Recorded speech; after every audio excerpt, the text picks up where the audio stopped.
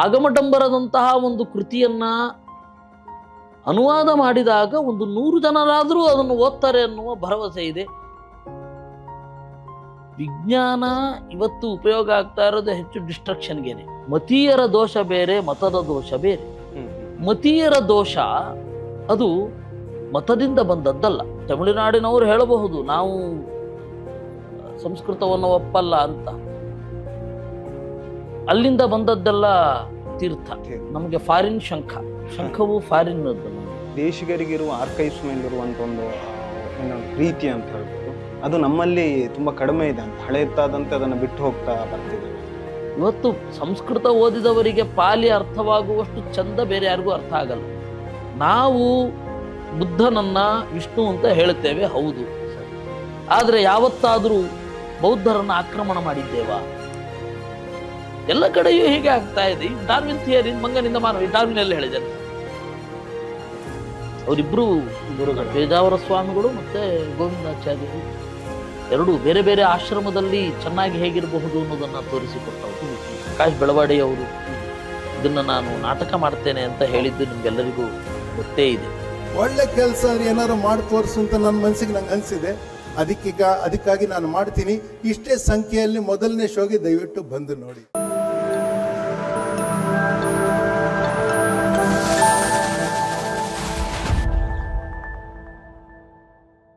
ಆತ್ಮೀಯರೇ ನಮಸ್ಕಾರ. Zoom with ಬುಕ್ಬ್ರಹ್ಮ ಕಾರ್ಯಕ್ರಮಕ್ಕೆ ಸ್ವಾಗತ.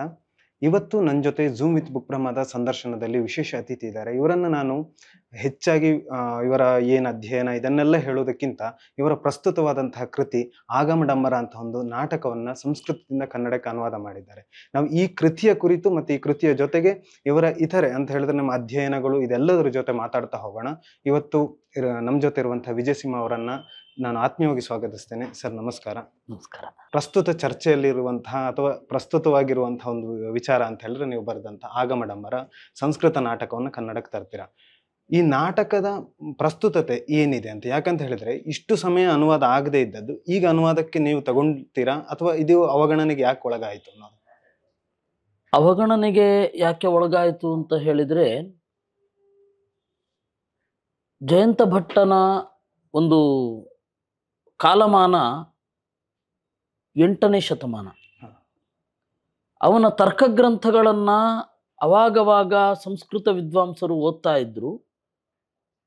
ನಾಟಕ ಇದೆ ಅನ್ನುವ ಒಂದು ಪರಿಚಯವೇ ನಮಗಿರಲಿಲ್ಲ. ಯಾವಾಗ ಈ ಆರ್ಕೈವ್ ಅಂತ ಹೇಳಿ ಬಂತೋ, ಇಂಟರ್ನೆಟ್ಟಿನಲ್ಲಿ ಬುಕ್ ಆರ್ಕೈವ್ಸ್ ಜಾಸ್ತಿ ಆಯಿತು, ಅವಾಗ ನನ್ನಂಥ ಕೆಲವರಿಗೆ ಕುತೂಹಲ ಶುರು ಆಯಿತು. ಏನೇನು ಪುಸ್ತಕ ಇದೆ ನೋಡೋಣ, ಅಪರಿಚಿತವಾದದ್ದು ಅಂತ ಹೇಳಿ. ಆಗ ಈ ಒಂದು ಕೃತಿ ನನ್ನ ಗಮನಕ್ಕೆ ಬಂತು. ಚೆನ್ನಾಗಿದೆ ಅಂತ ಅನ್ನಿಸಿತು.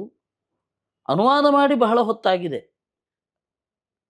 ಕಾಲ ಈಗ ಕೂಡಿ ಬಂತು. ಈಗ ಪ್ರಕಾಶನ ಆಯಿತು.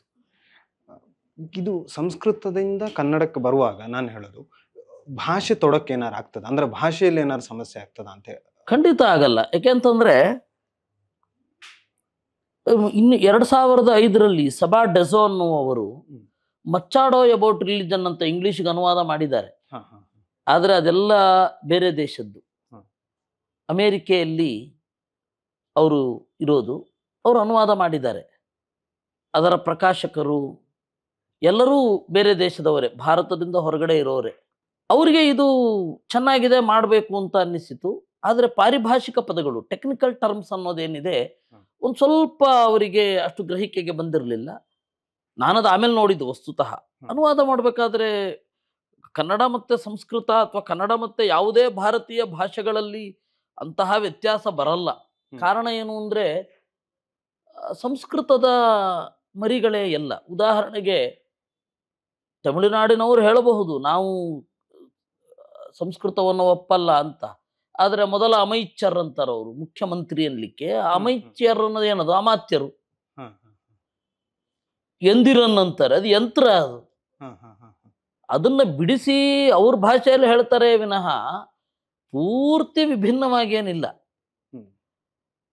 ಹೀಗಾಗಿ ಯಾವುದೇ ಭಾರತೀಯ ಭಾಷೆ ಸಂಸ್ಕೃತದ ಪ್ರಭಾವವನ್ನು ಒಳಗೊಂಡೇ ಇದೆ. ಹೀಗಾಗಿ ಭಾಷೆಯಲ್ಲಿ ತೊಡಕೇನೂ ಆಗಲಿಲ್ಲ.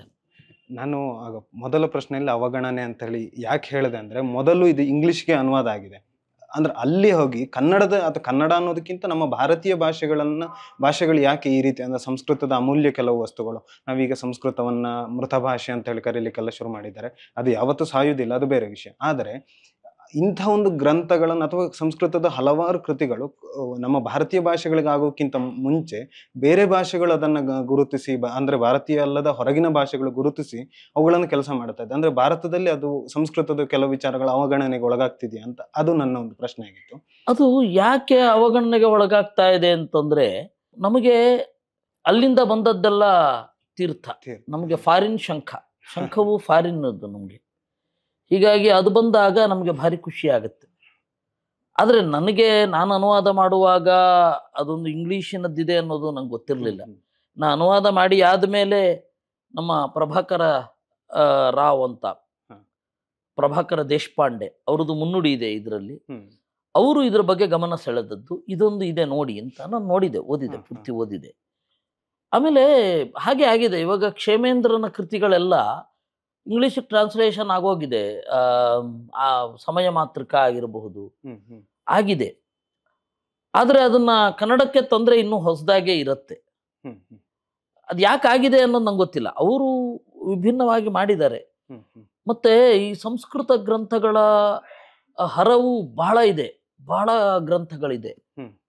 ಇದು ಕಾಶ್ಮೀರದವನು, ಕಾಶ್ಮೀರದಲ್ಲಿಯೇ ಇವತ್ತು ಸಂಸ್ಕೃತ ಭಾಷೆಯನ್ನು ಮರೆತಿರುವವರೇ ಇದ್ದಾರೆ. ಅದರಿಂದಾಗಿ ನಾವು ಏನನ್ನು ಎಕ್ಸ್ಪೆಕ್ಟ್ ಮಾಡ್ಲಿಕ್ಕಾಗಲ್ಲ. ಇವಾಗ ಆಗ್ತಾ ಇದೆ ಅನ್ನೋದು ಸಂತೋಷ.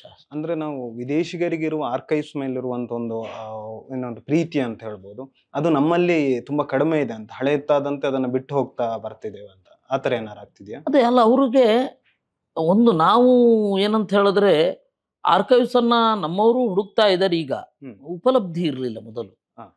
ಈಗ ಇಂಟರ್ನೆಟ್ ಅಲ್ಲಿ ಬುಕ್ ಆರ್ಕೈವ್ಸ್ ಬಂದಿದ್ದು ಇತ್ತೀಚೆಗೆ ತಾನೆ. ಹೌದು. ಅದಕ್ಕಿಂತ ಮೊದಲು ಪಾಪ ನಮ್ಮ ವಿದ್ವಾಂಸರು, ಇವಾಗ ನಮ್ಮ ಗುರುಗಳೇ ಇದ್ರು, ಬನ್ನಂಜೆ ಗೋವಿಂದಾಚಾರ್ಯರು ನನ್ನ ಗುರುಗಳು.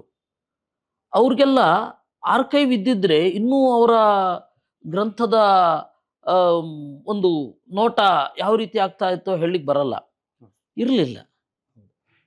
ನನಗೆ ಇನ್ನೊಂದೇನು ಅಂತ ಹೇಳಿದ್ರೆ, ಇಲ್ಲಿ ಧರ್ಮಗಳ ನನಗೆ ತುಂಬಾ ಕನ್ಫ್ಯೂಷನ್ ಏನು, ಮತ, ಧರ್ಮ, ಪಂಥ ಇವುಗಳಲ್ಲಿ ನಮ್ಮ ಈಗಲೂ ಅಂದ್ರೆ ಯಾವುದೇ ರೀತಿಯ ಸ್ಪಷ್ಟತೆ ಸಿಗ್ತಾ ಇಲ್ಲ ಅದರಲ್ಲಿ. ಇದೇ ನಮ್ಮಲ್ಲಿ ಹಲವಾರು ಗೊಂದಲಗಳಿಗೆ ಈಗಿನ ಪ್ರಸ್ತುತ ಸಮಾಜದಲ್ಲೂ ಕಾರಣ ಆಗ್ತಾ ಇದೆ. ಈ ನಾಟಕವು ಇಂಥ ವಿಚಾರಗಳನ್ನೇ ಇಟ್ಕೊಂಡಿರುವಂತಹದ್ದು. ಈ ಪ್ರಸ್ತುತಕ್ಕೂ ಆಗಿನ ಸಮಾಜಕ್ಕೂ ಏನು ಹೇಳಲಿಕ್ಕೆ ಹೊರಡ್ತದೆ ಈಗ ಅಂತೇಳಿ. ನಾಟಕ ಹೊರಟಿರೋದು ಲಾಜಿಕಲ್, ಅದು ಲಾಜಿಕಲ್ ವೇ. ನಾಟಕದ ದಾರಿ, ಈ ನಾಟಕದ ದಾರಿ ಲಾಜಿಕ್. ಬೌದ್ಧರ ಏನು ಲಾಜಿಕ್ ಇದೆ, ಜೈನರ ಏನು ಲಾಜಿಕ್ ಇದೆ, ಆ ಲಾಜಿಕ್ ಅನ್ನ ವಿಮರ್ಶೆ ಮಾಡುವಂತಹ ದಾರಿ ಇದರದ್ದು. ಯಾಕೆಂದ್ರೆ ಇವತ್ತು ಬುದ್ಧ ಅಂತ ಹೇಳಿದ ಕೂಡಲೇ ಎಲ್ಲರ ತಲೆಗೆ ಆಸೆಯೇ ದುಃಖಕ್ಕೆ ಮೂಲ ಇತ್ಯಾದಿ ಇತ್ಯಾದಿ ರೋಟೀನ್ ಕ್ಲೀಶೆ ಅಂತ ಹೇಳಬಹುದು. ಆ ತರಹದ ಕ್ಲೀಶೆ ತಲೆಗೆ ಬಂದ್ಬಿಡುತ್ತೆ. ವಸ್ತುತಃ ಅವರ ಗ್ರಂಥದಲ್ಲಿ ಅದಿದೆಯಾ ಅಂತ ಹೇಳಿ ಯಾರಾದ್ರೂ ಪರೀಕ್ಷೆ ಮಾಡಿದಾರ ಅಂದ್ರೆ ನೋಡಿದವರು ಬಹಳ ಕಡಿಮೆನೆ. ಬೌದ್ಧರ ಗ್ರಂಥಗಳನ್ನ ಅಧ್ಯಯನ ಮಾಡಿದವರು ಬಹಳ ಕಡಿಮೆ. ಹಾಗೆ ಅವರವರ ಗ್ರಂಥದ ಮೂಲವನ್ನ ಓದೋದು ಬಹಳ ಕಡಿಮೆ ಆಗೋಗಿದೆ. ಈಗ ನಾವು ಅನುವಾದವನ್ನು ಓದ್ತಾ ಇಲ್ಲ, ಹಾಗಂತ ಹೇಳಿ ಅನುವಾದ ಓದ್ತಾ ಇದ್ದಾರೆ ಅಂತ ಅನ್ಕೊಳ್ಬೇಡಿ. ಅನುವಾದವನ್ನು ಓದ್ತಾ ಇಲ್ಲ, ಒಂಥರ ಹರ್ಡ್ ಬಿಹೇವಿಯರ್ಸ್ ಅಂತ ಹೇಳ್ತಾರಲ್ಲ, ಯಾವುದೋ ಕೇಳಿಕೆ, ಯಾವುದೋ ಹೇಳಿಕೆ, ನಮಗೆ ಬೇಕಾದ ಹಾಗೆ ಅವರನ್ನ ಇಂಟರ್ಪ್ರಿಟ್ ಮಾಡೋದು, ಆ ತರಹ ಮಾಡಿದ್ದೇವೆ ಈಗ. ಆದ್ರೆ ನಿಜವಾಗಿ ಆ ಗ್ರಂಥದಲ್ಲಿ ಏನಿದೆ ಅಂತ ಹೋಗಿ ನೋಡಿದರೆ ನಾವು ಏನು ಅನ್ಕೊಂಡಿರ್ತೇವೆ ಆ ತರಹ ಇರಲ್ಲ. ನೀವು ಯಾವುದೇ ಕೃತಿಯನ್ನ ನೋಡಿ, ಗಾಂಧಿಯವರ 50,000 ಪುಟಗಳನ್ನ ನೋಡಿ ನಿಮಗೆ ಕಾಣುವುದು ಬೇರೆ, ಓದಿದಾಗ ಕಾಣುವುದು ಬೇರೆ. ಇವರ ಏನೊಂದು ಇವರನ್ನೇ ಪಿಕ್ಚರ್ ಅನ್ನು ಕೊಡ್ತಾ ಇದ್ದಾರೆ, ಅದೇ ಬೇರೆ. ಇದಕ್ಕೆ ಯಾವುದು ಪಾಳಿ ಪ್ರಾಕೃತ ಭಾಷೆಯಲ್ಲಿ ಆ ಧರ್ಮಗಳ ವಿಚಾರಗಳಿಗೆ, ಬೌದ್ಧ ಇರ್ಬೋದು, ಜೈನ ಪಂಥ, ಇದು ಪಾಳಿ ಪ್ರಾಕೃತದಲ್ಲಿ ನಮಗೆ ಅದರ ಮೂಲ ವಿಚಾರಗಳು ಸಿಗ್ತಾ ಇರೋದ್ರಿಂದ ಅದು ಅನುವಾದ ಆಗಿರೋದ್ರಲ್ಲಿ ಸಮಸ್ಯೆ ಆಗಿರ್ಬೋದು, ಆ ಥರ ಏನಾರಾಗಿ? ಇಲ್ಲ, ಅವರು ಅನುವಾದ ಮಾಡ್ಬೇಕಾದ್ರೆ ಹಾಗೆ ಮಾಡಿದ್ದಾರೆ. ಅದನ್ನ ಯಾರು ಓದೋದೇ ಇಲ್ಲ, ಅದೇ ಪ್ರಾಬ್ಲಮ್. ಈಗ ಹ. ಏನಾಗತ್ತೆ, ಪಾಳಿ ಅಥವಾ ಪ್ರಾಕೃತ ಅಂತ ಏನ್ ಹೇಳುತ್ತೆ, ಸಂಸ್ಕೃತದಿಂದ ಏನ್ ದೂರ ಇಲ್ಲ. ನಾನೀಗ ಬೌದ್ಧರದ್ದು ಒಂದು ಮಾತು ಹೇಳುತ್ತೇನೆ. ಬೌದ್ಧರ ಮಾತು, ಪ್ರಾಕೃತದ ಮಾತು ನಿಮಗೆ ಹೇಳುತ್ತೇನೆ. ಸಂಸ್ಕೃತಕ್ಕೆ ಎಷ್ಟು ಹಿಂದೆ ಇದೆ ಅಂತ ಗೊತ್ತಾಗುತ್ತೆ. ಜಿನೇಚ ಕದರಿಯಂ ದಾನೇನ ಮಗ್ಗಾ ಉಯ್ಯಾಹಿ ಸಾರಥೆ ಅಕ್ಕೋದೇನ ಜಿನೇ ಕೋದಂ ಅಸಾಧುಂ ಸಾಧುನಾ ಜಿನೇ ಜಿನೇಚ ಕದರಿಯಂ ದಾನೇನ ಮಗ್ಗಾ ಉಯ್ಯಾಹಿ ಸಾರಥೆ ಅಂತ. ಇದು ಪಾಳಿ. ಈ ಪಾಳಿ ಏನಿದೆ, ಇದನ್ನೇ ನೀವು ಸಂಸ್ಕೃತದಲ್ಲಿ ಮಹಾಭಾರತದಲ್ಲಿ ಕಂಡ್ರೆ ಇದೇ ಶ್ಲೋಕ ಸಂಸ್ಕೃತದಲ್ಲಿದೆ. ಅದು ಸಂಸ್ಕೃತಕ್ಕೆ ಹತ್ರವೂ ಇದೆ. ಇದು ಅಲ್ಲಿ ಇರೋದು ಜಯೇಚ್ಛ ಕದರಿಯಂ ದಾನೇನ ಅಕ್ರೋಧೇನ ಜಯೇತ್ ಕ್ರೋಧಂ ಅಸಾಧುಂ ಸಾಧುನಾ ಜಯೇತ್ ಜಯೇಚ್ ಕದರಿಯಂ ದಾನೇನ ಮಾರ್ಗಾದ್ ಉಯ್ಯಾಹಿ ಸಾರಥೆ. ಏನು ವ್ಯತ್ಯಾಸ ಬಂತು? ಯಾವ ವ್ಯತ್ಯಾಸ ಬರಲಿಲ್ಲ. ಈಗ ಮಹಾಭಾರತದ ಅಥವಾ ಬೇರೆ ಯಾವುದೋ ಗೀತೆಯ ಅಥವಾ ಯಾವುದೋ ಒಂದು ನಮ್ಮ ಕೃತಿಯನ್ನೇ ಅವರು ಪಾಳಿಯಲ್ಲಿ ಹೇಳಿದ್ದಾರೆ. ಇವತ್ತು ಸಂಸ್ಕೃತ ಓದಿದವರಿಗೆ ಪಾಲಿ ಅರ್ಥವಾಗುವಷ್ಟು ಚಂದ ಬೇರೆ ಯಾರಿಗೂ ಅರ್ಥ ಆಗಲ್ಲ. ಆದ್ರೆ ಓದ್ಲಿಕ್ಕೆ ತಯಾರಿಲ್ವಲ್ಲ. ಅಧ್ಯಯನದ ಕೊರತೆ ನಿಜಕ್ಕೂ. ಅಷ್ಟೇ ಅಲ್ಲ, ನಮಗೆ ಇದರಿಂದ ಏನ್ ಲಾಭ ಅಂತ ಹುಡುಕ್ಲಿಕ್ಕೆ ಶುರು ಮಾಡ್ತಾರೆ. ಜ್ಞಾನಕ್ಕಾಗಿ ಜ್ಞಾನ ಅನ್ನೋದು ಹೋಗಿದೆ, ನಮಗೇನು ಲಾಭ? ಹೌದು, ಆರ್ಥಿಕವೇ ಈಗ ಆರ್ಥಿಕ, ಬೇರೆ ರಾಜಕೀಯ ಕಾರಣಗಳು ಇವುಗಳೆಲ್ಲ ಇರೋದ್ರಿಂದ ಶುದ್ಧ ಜ್ಞಾನ ಎಲ್ಲಿಂದ ಬರಬೇಕು? ಹಾಗಾದ್ರೆ ಈಗ ನಾವು ಈಗ ನೋಡ್ತಿರುವ ಧರ್ಮ ಎಲ್ಲವೂ ತಪ್ಪು ಆಚರಣೆಗಳಲ್ಲೇ ನಡ್ಕೊಂಡು ಬರ್ತಾ ಇದೆ, ಅಥವಾ ಆಚರಣೆಗಳಲ್ಲಿ ತೊಡಕಾಗ್ಲಿಕ್ಕೆ ಇದು ನಮ್ಮ ಅಧ್ಯಯನದ ಕೊರತೆಯ ಕಾರಣವ? ಆಚರಣೆಯ ಹಿಂದೆ ಇರುವ ಅರಿವು ನಮಗ್ ಬರಬೇಕಿದೆ ಅನ್ನೋದು ಸತ್ಯ. ಯಾಕೆಂದ್ರೆ ಯಾಕೆ ಮಾಡ್ತಾ ಇದ್ದೇವೆ ಅನ್ನೋದು ನಮಗೆ ಗೊತ್ತಿರಬೇಕು. ಉದಾಹರಣೆಗೆ ನೋಡಿ, ಎಲ್ಲ ಕಡೆ ಹೀಗೆ ಆಗಿದೆ. ಇದು ಒಂದು ಅಂತ ನಾನು ಹೇಳ್ತಾ ಇಲ್ಲ, ಒಂದು ಸಣ್ಣದು ಹೇಳ್ತಾ ಇದ್ದೇನೆ. ನದಿಯಲ್ಲಿ ಸ್ನಾನ ಮಾಡಿ ಬಟ್ಟೆಯನ್ನು ಬಿಟ್ಟು ಬರೋದು ಒಂದು ಕ್ರಮ ಇತ್ತು ಬಹಳ ಹಿಂದೆ. ಅದಕ್ಕೆ ಒಂದು ಕಾರಣ ಇತ್ತು. ಯಾರಾದರೂ ಅವಧೂತರು ಕಾಡಿನ ಒಳಗಡೆ ಇದ್ದ ಎಲೆಗಳನ್ನ ತಿಂದುಕೊಂಡು ತಪಸ್ಸು ಮಾಡುವ ಜನರು ಇದ್ರು ಅವಾಗ. ಈಗಲೂ ಇದರ ಗೊತ್ತಿಲ್ಲ. ಅವರಿಗೆ ಅನುಕೂಲ ಆಗಬೇಕು ಅಂತ ಹೇಳಿ ಬಟ್ಟೆಯನ್ನ ಬಿಟ್ಟು ಬರೋದು. ಆ ಬಟ್ಟೆಯನ್ನ ಅವರು ಉಟ್ಕೊಳ್ತಾ ಇದ್ರು. ಈಗ ನಾವು ಸ್ನಾನ ಮಾಡುವಾಗ ಪ್ಯಾಂಟನ್ನು ಅಥವಾ ಆ ತರಹದ ಇನ್ನೇನೋ ಶರ್ಟ್ ಅನ್ನು ಆ ತರಹದ ಬಟ್ಟೆಯನ್ನು ಬಿಟ್ಟು ಬಂದ್ರೆ ಏನ್ ಪ್ರಯೋಜನ? ಅವ್ರಿಗೆ ಪ್ರಯೋಜನವೇ ಇಲ್ಲ. ಅಂದ್ರೆ ಯಾಕೆ ಬಿಟ್ಟು ಬರ್ತಾ ಇದ್ರು ಅನ್ನೋದನ್ನ ಹಿಂದೆ ತಿಳ್ಕೊಳ್ಬೇಕಿದೆ. ಅದನ್ನ ತಿಳ್ಕೊಂಡು ಭಾಗವತದಲ್ಲಿ ಮಾತುಂಟು, ಚೀರಾಣಿ ಕಿಂಪತಿನ ಸಂತಿ ದಿಶಂತಿ ಭಿಕ್ಷಾಂ ಅಂತ. ಚೀರಾಣಿ ಕಿಂಪತಿನ ಸಂತಿ, ದಾರಿಯಲ್ಲಿ ಬಟ್ಟೆ ಸಿಗಲ್ವೇನು? ದಾರಿಯಲ್ಲಿ ಬಟ್ಟೆ ಸಿಗೋದು ಯಾವಾಗ? ಈ ತರಹ ಬಿಟ್ಟಾಗ. ನಮಗೆ ಅದು ಮರೆತು ಹೋಗಿ ನದಿಯಲ್ಲಿ ಬಟ್ಟೆ ಬಿಟ್ಟು ಬರೋದು ಏನೋ ಪುಣ್ಯವೋ ಅಥವಾ ಇನ್ನೇನೋ ಅಂತ ಹೇಳಿ ಇವತ್ತಿನ ಬಟ್ಟೆಯನ್ನು ಬಿಡ್ತಾ ಇದ್ದೀವಿ. ಅದು ಮಲಿನ ಆಗ್ತಾ ಇದೆ. ಇವತ್ತಿನ ಬಟ್ಟೆ ಅವ್ರ ಸೈಜಿನವ್ರು ಮಾತ್ರ ಬರಬೇಕು. ತಪಸ್ ಮಾಡ್ತಾ ಇರೋನು ಇವ್ರ ಸೈಜಿನವರೇ ಇರ್ಬೇಕಾ? ಇವನ ಚೆಸ್ಟ್, ಇವನ ವೇಸ್ಟ್ ಹಾಗೆ ಇರ್ಬೇಕಾ? ಅದರಿಂದಾಗಿ ನಾವು ತಿಳ್ಕೊಳ್ಳೋದು ತಪ್ಪಿದೆ. ಅಂದ್ರೆ ಇದು ಯಾಕೆ ಬೇಕು ಅಂತ ಅನ್ನೋದನ್ನ ತಿಳ್ಕೊಳ್ಬೇಕಿದೆ. ಇದು ಒಂದು ಜನರೇಷನ್ ಅಲ್ಲೇ ಗ್ಯಾಪ್ ಆಯ್ತಾ ಅಂತ? ಯಾಕಂದ್ರೆ ಈಗ ನನ್ನ ತಂದೆಯ ಆ ಕಾಲಘಟ್ಟವನ್ನ ಈಗ ನಾನು ವಿಜ್ಞಾನ ದೃಷ್ಟಿಕೋನದಿಂದ ಕೇಳ್ತೇನೆ ಅಂತ ಇಟ್ಕೊಳ್ಳುವ. ಯಾಕೆ ಹಾಗೆ ಯಾವುದೊಂದನ್ನು ಮಾಡಬಾರ್ದು ಅಂತಾರೆ. ಯಾಕೆ ಹಾಗೆ ಅಂತ ಕೇಳಿದ್ರೆ ಅವ್ರು ಮಾಡಬಾರ್ದು ಅಷ್ಟೇ ಅಂತ ಹೇಳಿ ನಿಲ್ಲಿಸ್ತಾರೆ. ಅಂದ್ರೆ ನಮ್ಮ ಈ ಮಿಡಿವಲ್ ಪೀರಿಯಡ್ ಇದೆಯಲ್ಲ, ಅಲ್ಲಿಯೂ ಕೂಡ ಅನೇಕ ಅಜ್ಞಾನಗಳು ಬಂದಿವೆ. ಆದರೆ ಗ್ರಂಥವನ್ನೇ ನೋಡ್ಬಿಟ್ಟಿದ್ದಿದ್ರೆ, ಗ್ರಂಥ ಓದಿರುವವರನ್ನ ಕೇಳಿದ್ದಿದ್ರೆ ಈ ತರಹ ಅತಿವಾದಕ್ಕೆ ಅವಕಾಶ ಆಗ್ತಾ ಇರಲಿಲ್ಲ. ಏನಾಗ್ತಾ ಇತ್ತು? ನಾವು ಇಲ್ಲಿ ಆಗಿರೋ ಸಮಸ್ಯೆ ಏನು ಅಂತಂದ್ರೆ ಅದನ್ನ ಅರ್ಥ ಮಾಡ್ಕೊಳ್ಳದೆ ಇರೋದು. ಗ್ರಂಥದ ಸ್ಪಿರಿಟ್ ಏನು, ಅದು ಆಚರಣೆಗೆ ಬರ್ಬೇಕಾದ್ರೆ ಕೆಲವೊಂದು ಬದಲಾವಣೆಗಳು ಬರುತ್ತೆ. ಇದಕ್ಕೆ ಏನು ಉದ್ದೇಶ, ಇದನ್ನ ಒಂದು ಸ್ವಲ್ಪ ನೋಡಿಕೊಂಡು ಮುಂದುವರಿಬೇಕಾಗತ್ತೆ. ಕಾಲ ಬದಲಾಗ್ತಾ ಇದ್ದ ಹಾಗೆ ಬಳಸುವ ವಸ್ತುಗಳು ಬದಲಾಗುತ್ತೆ.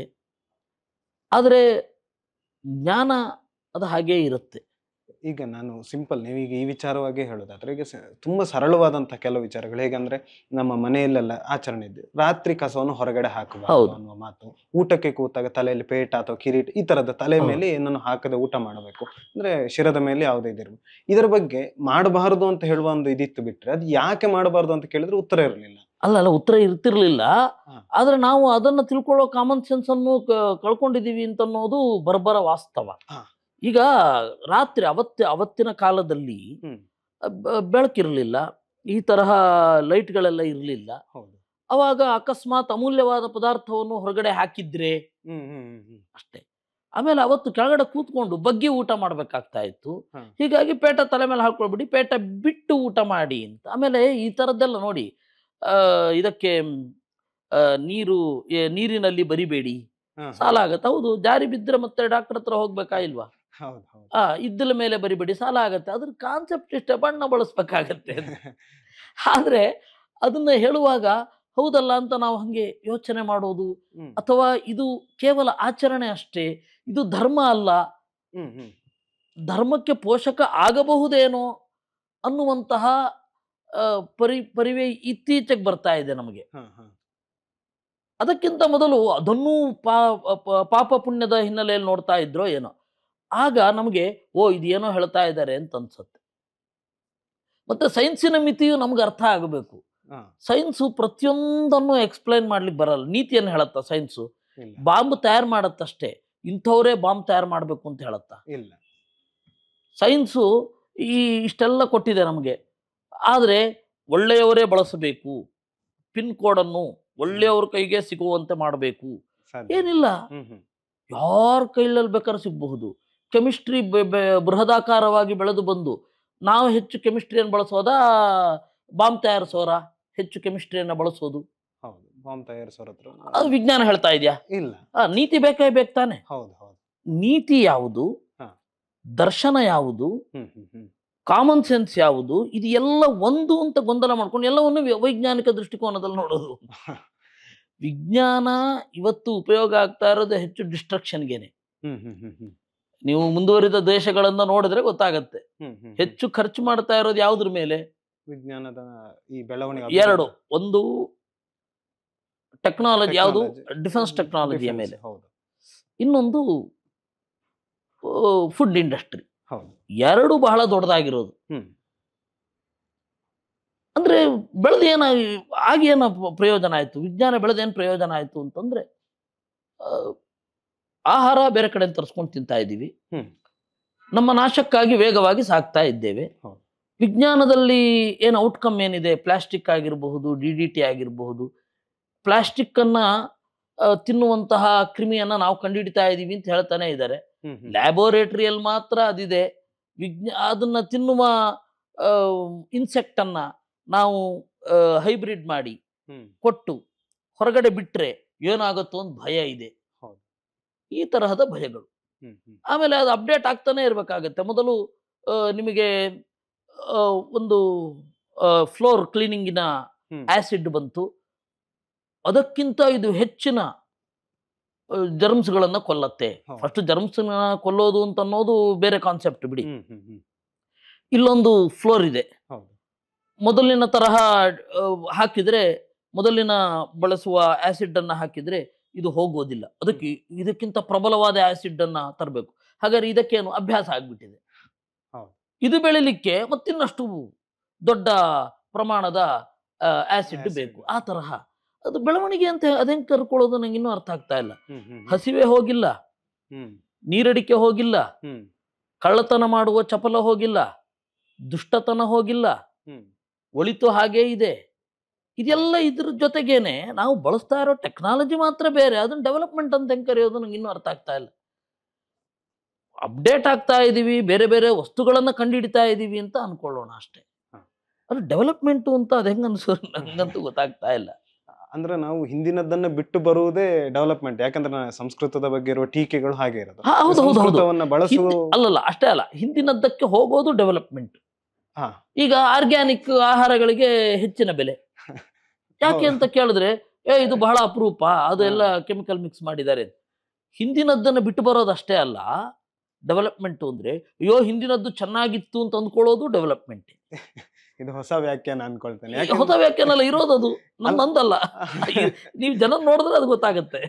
ಆದ್ರೆ ಸಂಸ್ಕೃತ ಅಂತ ಬಂದಾಗ ನಾನು ಯಾಕೆಂತ ಹೇಳಿದ್ರೆ ಆ ಭಾಷೆಯನ್ನ ಬಳಸುವುದೇ ಒಂದು, ಯಾಕೆಂದ್ರೆ ಒಂದು ಅದು ಭಾಷೆಯಾಗಿ ನೋಡೋದೆ, ಅದನ್ನ ಬಳಸಿದ್ರೇನೆ ಅದೊಂದು ಅಪವಾದ ಅನ್ನೋ ರೀತಿ, ಅಂದ್ರೆ ಅದು ಬೇಡ ನಮಗೆ ಅನ್ನೋ ರೀತಿ ಏನ್ ಮಾಡೋಣ ಕಾಣುವ. ಅಲ್ಲ, ಒಳ್ಳೇದು ಕೆಟ್ಟದ್ದು ಎಲ್ಲ ಭಾಷೆಯಲ್ಲೂ ಇರುತ್ತೆ. ಹೌದು. ಆದ್ರೆ ಆ ಭಾಷೆಯನ್ನು ಅದು ಯಾಕೆ ದ್ವೇಷ ಮಾಡ್ಬೇಕೋ ದೇವರಿಗೆ ಗೊತ್ತು. ಹಂಗೆ ದ್ವೇಷ ಮಾಡುವ ಮೊದಲು ಸಂಸ್ಕೃತ ಕಲ್ತ್ರೆ ಚೆನ್ನಾಗಿರತ್ತಪ್ಪ. ಕಲಿಯದೇನೆ ನಾವು ದ್ವೇಷ ಮಾಡ್ತೀವಿ ಅಂದ್ರೆ ನಾವೇನ್ ಮಾಡೋಣ? ಅಲ್ಲ, ಈಗ ಏನಾಗ್ತಿದೆ ಅಂತ ಹೇಳಿದ್ರೆ ನನಗೆ ಅನ್ಸುದು, ಈಗ ಭಾಷೆಯ ಬಳಕೆ ಬಗ್ಗೆಯೇ ಪ್ರಶ್ನೆ ಎತ್ತುತ್ತಾ ಇದ್ದಾರೆ. ಈಗ ಭಾಷೆಯ ಮೊದಲು ಈ ಭಾಷೆ ಹೀಗೆ ಮಾಡಿತ್ತು, ಇದರಿಂದ ಇಂಥದ್ದೆಲ್ಲ ಆಗಿತ್ತು, ಸಮಸ್ಯೆಗಳು ಕ್ರಿಯೇಟ್ ಆಗಿತ್ತು ಅನ್ನೋದು, ಅಂದ್ರೆ ಭಾಷೆ ಸಮಸ್ಯೆಗಳು. ನಾನು ಅದ್ರಲ್ಲಿ ಅದೇ ಬರೆದಿದ್ದೇನೆ ನೋಡಿ. ಆಸ್ತಿಕರಿಂದ ಹೆಚ್ಚಿನ ಸಮಸ್ಯೆ ಆಗ್ಲಿಲ್ಲ. ನಾಸ್ತಿಕರಿಂದ ಜಗತ್ತಿಗೆ ಏನೇನು ಸಮಸ್ಯೆ ಆಯ್ತೋ ಆಸ್ತಿಕರಿಂದ ಹೆಚ್ಚಿನ ಸಮಸ್ಯೆ ಆಗ್ಲಿಲ್ಲ. ನೋಡಿ, ನಮ್ಮ ಆಸ್ತಿಕ ತಂದೆ ನಾಸ್ತಿಕ ಮಗನೊಟ್ಟಿಗೆ ಆರಾಮವಾಗಿರ್ತಾನೆ. ಅವನ ನಂಬಿಕೆ ಅವನಿಗೆ, ನಮ್ಮ ನಂಬಿಕೆ ನಮ್ಗೆ ಅಂತ. ಅದೇ ಬೇರೆ ಕಡೆಯಿಂದ ಆ ತರಹದ್ದು ಸಹನೆ ಇರಲ್ಲ. ಈಗ ನೀವು ಆಸ್ತಿಕರ ಗ್ರೇಟ ನಾಸ್ತಿಕರ ಗ್ರೇಟ, ಭಾರತದಲ್ಲಿ ಭಾರತವನ್ನ ಬೈಯುವವರು ಇರಬಹುದು. ಹೌದು. ಆದ್ರೆ ಬೇರೆ ದೇಶದಲ್ಲಿ ಬೇರೆ ದೇಶವನ್ನ ಬೈಯುವವರು ಇರ್ಲಿಕ್ಕೆ ಸಾಧ್ಯವಾ? ಇರ್ಲಿಕ್ಕೆ ಸಾಧ್ಯ ಇಲ್ಲ. ಈ ಸಹಿಷ್ಣುತೆ ಎಲ್ಲಿಂದ ಬಂತು? ಆಸ್ತಿಕರಿಗಿದೆ. ಇವಾಗ ತಾಯಿಗೆ ಮಗ ಈ ತರಹ ಮಾಡೋದು ಇಷ್ಟ ಇರಲ್ಲ, ಸಹಿಸ್ಕೊಂಡಿರ್ತಾಳೆ. ಆದ್ರೆ ಮಗನಿಗೆ ಆ ತರಹ ಸಹನೆ ಇರಲ್ಲ. ಕಟ್ಟುನಿಟ್ಟಾಗಿ ಹೇಳ್ತಾನೆ, ನಾನು ಇರ್ಬೇಕಾದ್ರೆ ಈ ತರಹ ಇರಬಾರದು ಅಂತ ಹೇಳ್ತಾನೆ. ತಾಯಿ ಏನ್ ಮಾಡ್ತಾಳೆ? ಅವನಿಗೆ ಕಿರಿಕಿರಿ ಆಗದ ಹಾಗೆ ತನ್ನನ್ನ ಬದಲಾಯಿಸ್ಕೊಳ್ತಾಳೆ. ನಮ್ಮ ಭಾರತ ಆ ತರಹ. ಈಗ ಆಸ್ತಿಕರಿಂದ ಹೆಚ್ಚು ತೊಂದರೆಯ ನಾಸ್ತಿಕರಿಂದ ಹೆಚ್ಚು ತೊಂದರೆಯ? ನಮ್ಮಲ್ಲಿ ಆಸ್ತಿಕರು ಏನೋ ಜ್ಯೋತಿಷ ಹೇಳ್ಕೊಂಡಿರಬಹುದು, ಮಂತ್ರವಾದ ಹೇಳ್ಕೊಂಡಿರಬಹುದು, ಒಂದು 50 ರೂಪಾಯಿ ಕೇಳುವಲ್ಲಿ 100 ರೂಪಾಯಿ ಕೇಳಿರಬಹುದು ಅಷ್ಟೇ. ಆಸ್ತಿಕರ ತೊಂದರೆ ಪರಮಾವಧಿ ಅಂದ್ರೆ ಅಷ್ಟೇ. ಆದರೆ ನಾಸ್ತಿಕರ, ಬೇರೆ ಧರ್ಮದವರ ತೊಂದರೆ ಎಲ್ಲಿ? ಸರ್ವಾಧಿಕಾರಿಗಳು ಬಂದದ್ದು ಎಲ್ಲಿಂದ? ಜಗತ್ತನ್ನೆಲ್ಲ ನಾಶ ಮಾಡ್ತಾ ಇರೋರು ಯಾರು? ನಾವ? ಆಸ್ತಿಕರ? ಭಾರತದಲ್ಲಿರುವವರ? ಮತ್ತೆ ನಾವು ಯಾರೇ ಇದ್ರೂ ಸಹಿಸ್ಕೊಂಡು ಹೋಗ್ತಾ ಇದ್ದೀವಿ. ತೀರಾ ಅಪ್ರಬುದ್ಧವಾಗಿ ಅಸಂಗತವಾಗಿ ಮಾತನಾಡಿದವರು ಕೂಡ, ಭಾಷೆಯೇ ಬರದೇನೆ ಸಂಸ್ಕೃತದ ಬಗ್ಗೆ ಏನೇನೋ ಟೀಕೆಗಳನ್ನ ಮಾಡುವವರನ್ನು ಕೂಡ ಸಹಿಸ್ಕೊಂಡು ಹೋಗ್ತಾ ಇದ್ದೀವಿ. ಆದ್ರೆ ಈ ಅಲ್ಲಿಂದ ಒಂದು ನಾನು ಮತ್ತದೇ ಹೇಳ್ತಾ ಇದ್ದೇನೆ, ಜನರೇಷನ್ ಗ್ಯಾಪ್ ಅನ್ನೋದಾಯ್ತಾ ಅಂತ ಎಲ್ಲೊಂದ್ ಕಡೆ ಅಧ್ಯಯನ, ಯಾವುದೊಂದು ಖಂಡಿತ ಅಧ್ಯಯನದ ಕೊರತೆ ಬಂದೇ ಇದೆ. ಅದು ವಸಾಹತುಶಾಹಿಯ ಆಡಳಿತದ ಕಾಲಘಟ್ಟ. ಖಂಡಿತ ಅಲ್ಲ, ವಸಾಹತುಶಾಹಿಗಿಂತ ಮೊದಲೇನೆ ಆಯ್ತಲ್ಲ.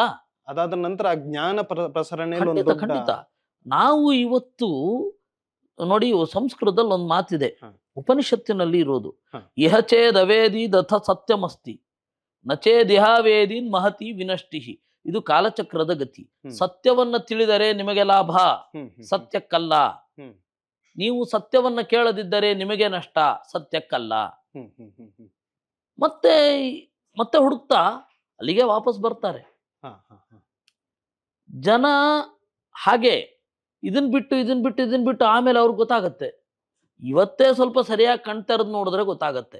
ನೋಡಿ, ಭಾರತೀಯ ಆಸ್ತಿಕವಾದಿಗಳಿಂದ ಬೇರೆಯವ್ರ ಮೇಲೆ ದಾಳಿ ನಡೆದಿಲ್ಲ. ಏನೋ ಸಣ್ಣ ಪುಟ್ಟ ಸಮಸ್ಯೆಗಳಾಗಿರಬಹುದು, ಮನೆ ಮಟ್ಟಿನ ಸಮಸ್ಯೆಗಳು, ಸ್ವಲ್ಪ ದೊಡ್ಡ ಮಟ್ಟಿನ ಸಮಸ್ಯೆಗಳು ಆಗಿರಬಹುದು. ನಾನು ತಪ್ಪಾಗಿಲ್ಲ ಅಂತನ್ನಲ್ಲ, ಆದ್ರೆ ದೊಡ್ಡ ತಪ್ಪ. ಮತೀಯರ ದೋಷ ಬೇರೆ, ಮತದ ದೋಷ ಬೇರೆ. ಮತೀಯರ ದೋಷ ಅದು ಮತದಿಂದ ಬಂದದ್ದಲ್ಲ. ಇಲ್ಲಿ ಭಾರತದಲ್ಲಿ ನಡೆದಿದ್ದಾನೆ ಅಂದ್ರೆ ಅದು ಅವನ ವೈಯಕ್ತಿಕವಾದ ತಪ್ಪು ನಡೆ. ಆದ್ರೆ ಒಂದು ಮತವೇ ಆ ತರಹ ಇದೆಯಾ? ಇಲ್ಲ, ಎಲ್ಲಿಯೂ ಇಲ್ಲ. ಮತವೇ ನೀನ್ ಬೇರೆಯವ್ರಿಗೆ ಸುಳ್ಳು ಹೇಳ್ಬಹುದು, ಪರ್ಮಿಷನ್ ಕೊಡ್ತಾ ಇದ್ದೀವಿ, ನೀನು ಬೇರೆಯವರ ಆಸ್ತಿಯನ್ನ ಕದಿಯಬಹುದು, ಪರ್ಮಿಷನ್ ಕೊಡ್ತಾ ಇದೀವಿ ಅಂತ ಹೇಳೋ ಮತದ ಬಗ್ಗೆ ಬಹಳ ಉದಾರವಾದ ನಿಲುವನ್ನ ನಾವು ತಳಿತಾ ಇದ್ದೇವೆ.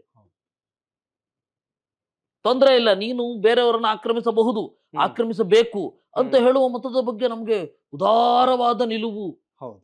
ನಾವು ಆ ತರಹದ್ದೇನೂ ಹೇಳಲ್ಲ. ನೀನು ನಿಗ್ರಹಿಸಿಕೋ, ಹೆಚ್ಚು ಸುಖೋಪಭೋಗಗಳನ್ನು ಬಯಸದಿರು, ಇಂದ್ರಿಯ ನಿಗ್ರಹದಲ್ಲಿ ಇರು ಅಂತ ಹೇಳುವುದರ ಬಗ್ಗೆ ಯಾಕೆ ಇಷ್ಟೊಂದು ಸಿಟ್ಟು? ಗೊತ್ತಿಲ್ಲದೆ ಇರೋದು. ಆಮೇಲೆ ನಾವು ಈ ರೀತಿ ನಡಿಲಿಕ್ಕಾಗಲ್ಲ ಅಂತ, ನಮಗೆ ಈ ತರಹ ಇರ್ಲಿಕ್ಕಾಗಲ್ಲ, ಅದರಿಂದ ಇಲ್ಲಿ ಸಿಟ್ಟಿರಬಹುದು. ಇನ್ನು ನಾನೇನು ಕೇಳ್ತಿದ್ದೇನೆ ಅಂದ್ರೆ, ಈಗ ಧರ್ಮ, ಈಗ ಹಿಂದೂ ಧರ್ಮದ ಪಾಲಾಗಿಯೇ ಜೈನ ಮತ್ತೆ ಬೌದ್ಧ ಧರ್ಮ ಅಥವಾ ಬೇರೆ ಬೇರೆ ಧರ್ಮಗಳು ಹುಟ್ಟುವಿಕೆಯಲ್ಲಿ ನಾವು ನೋಡಬಹುದು.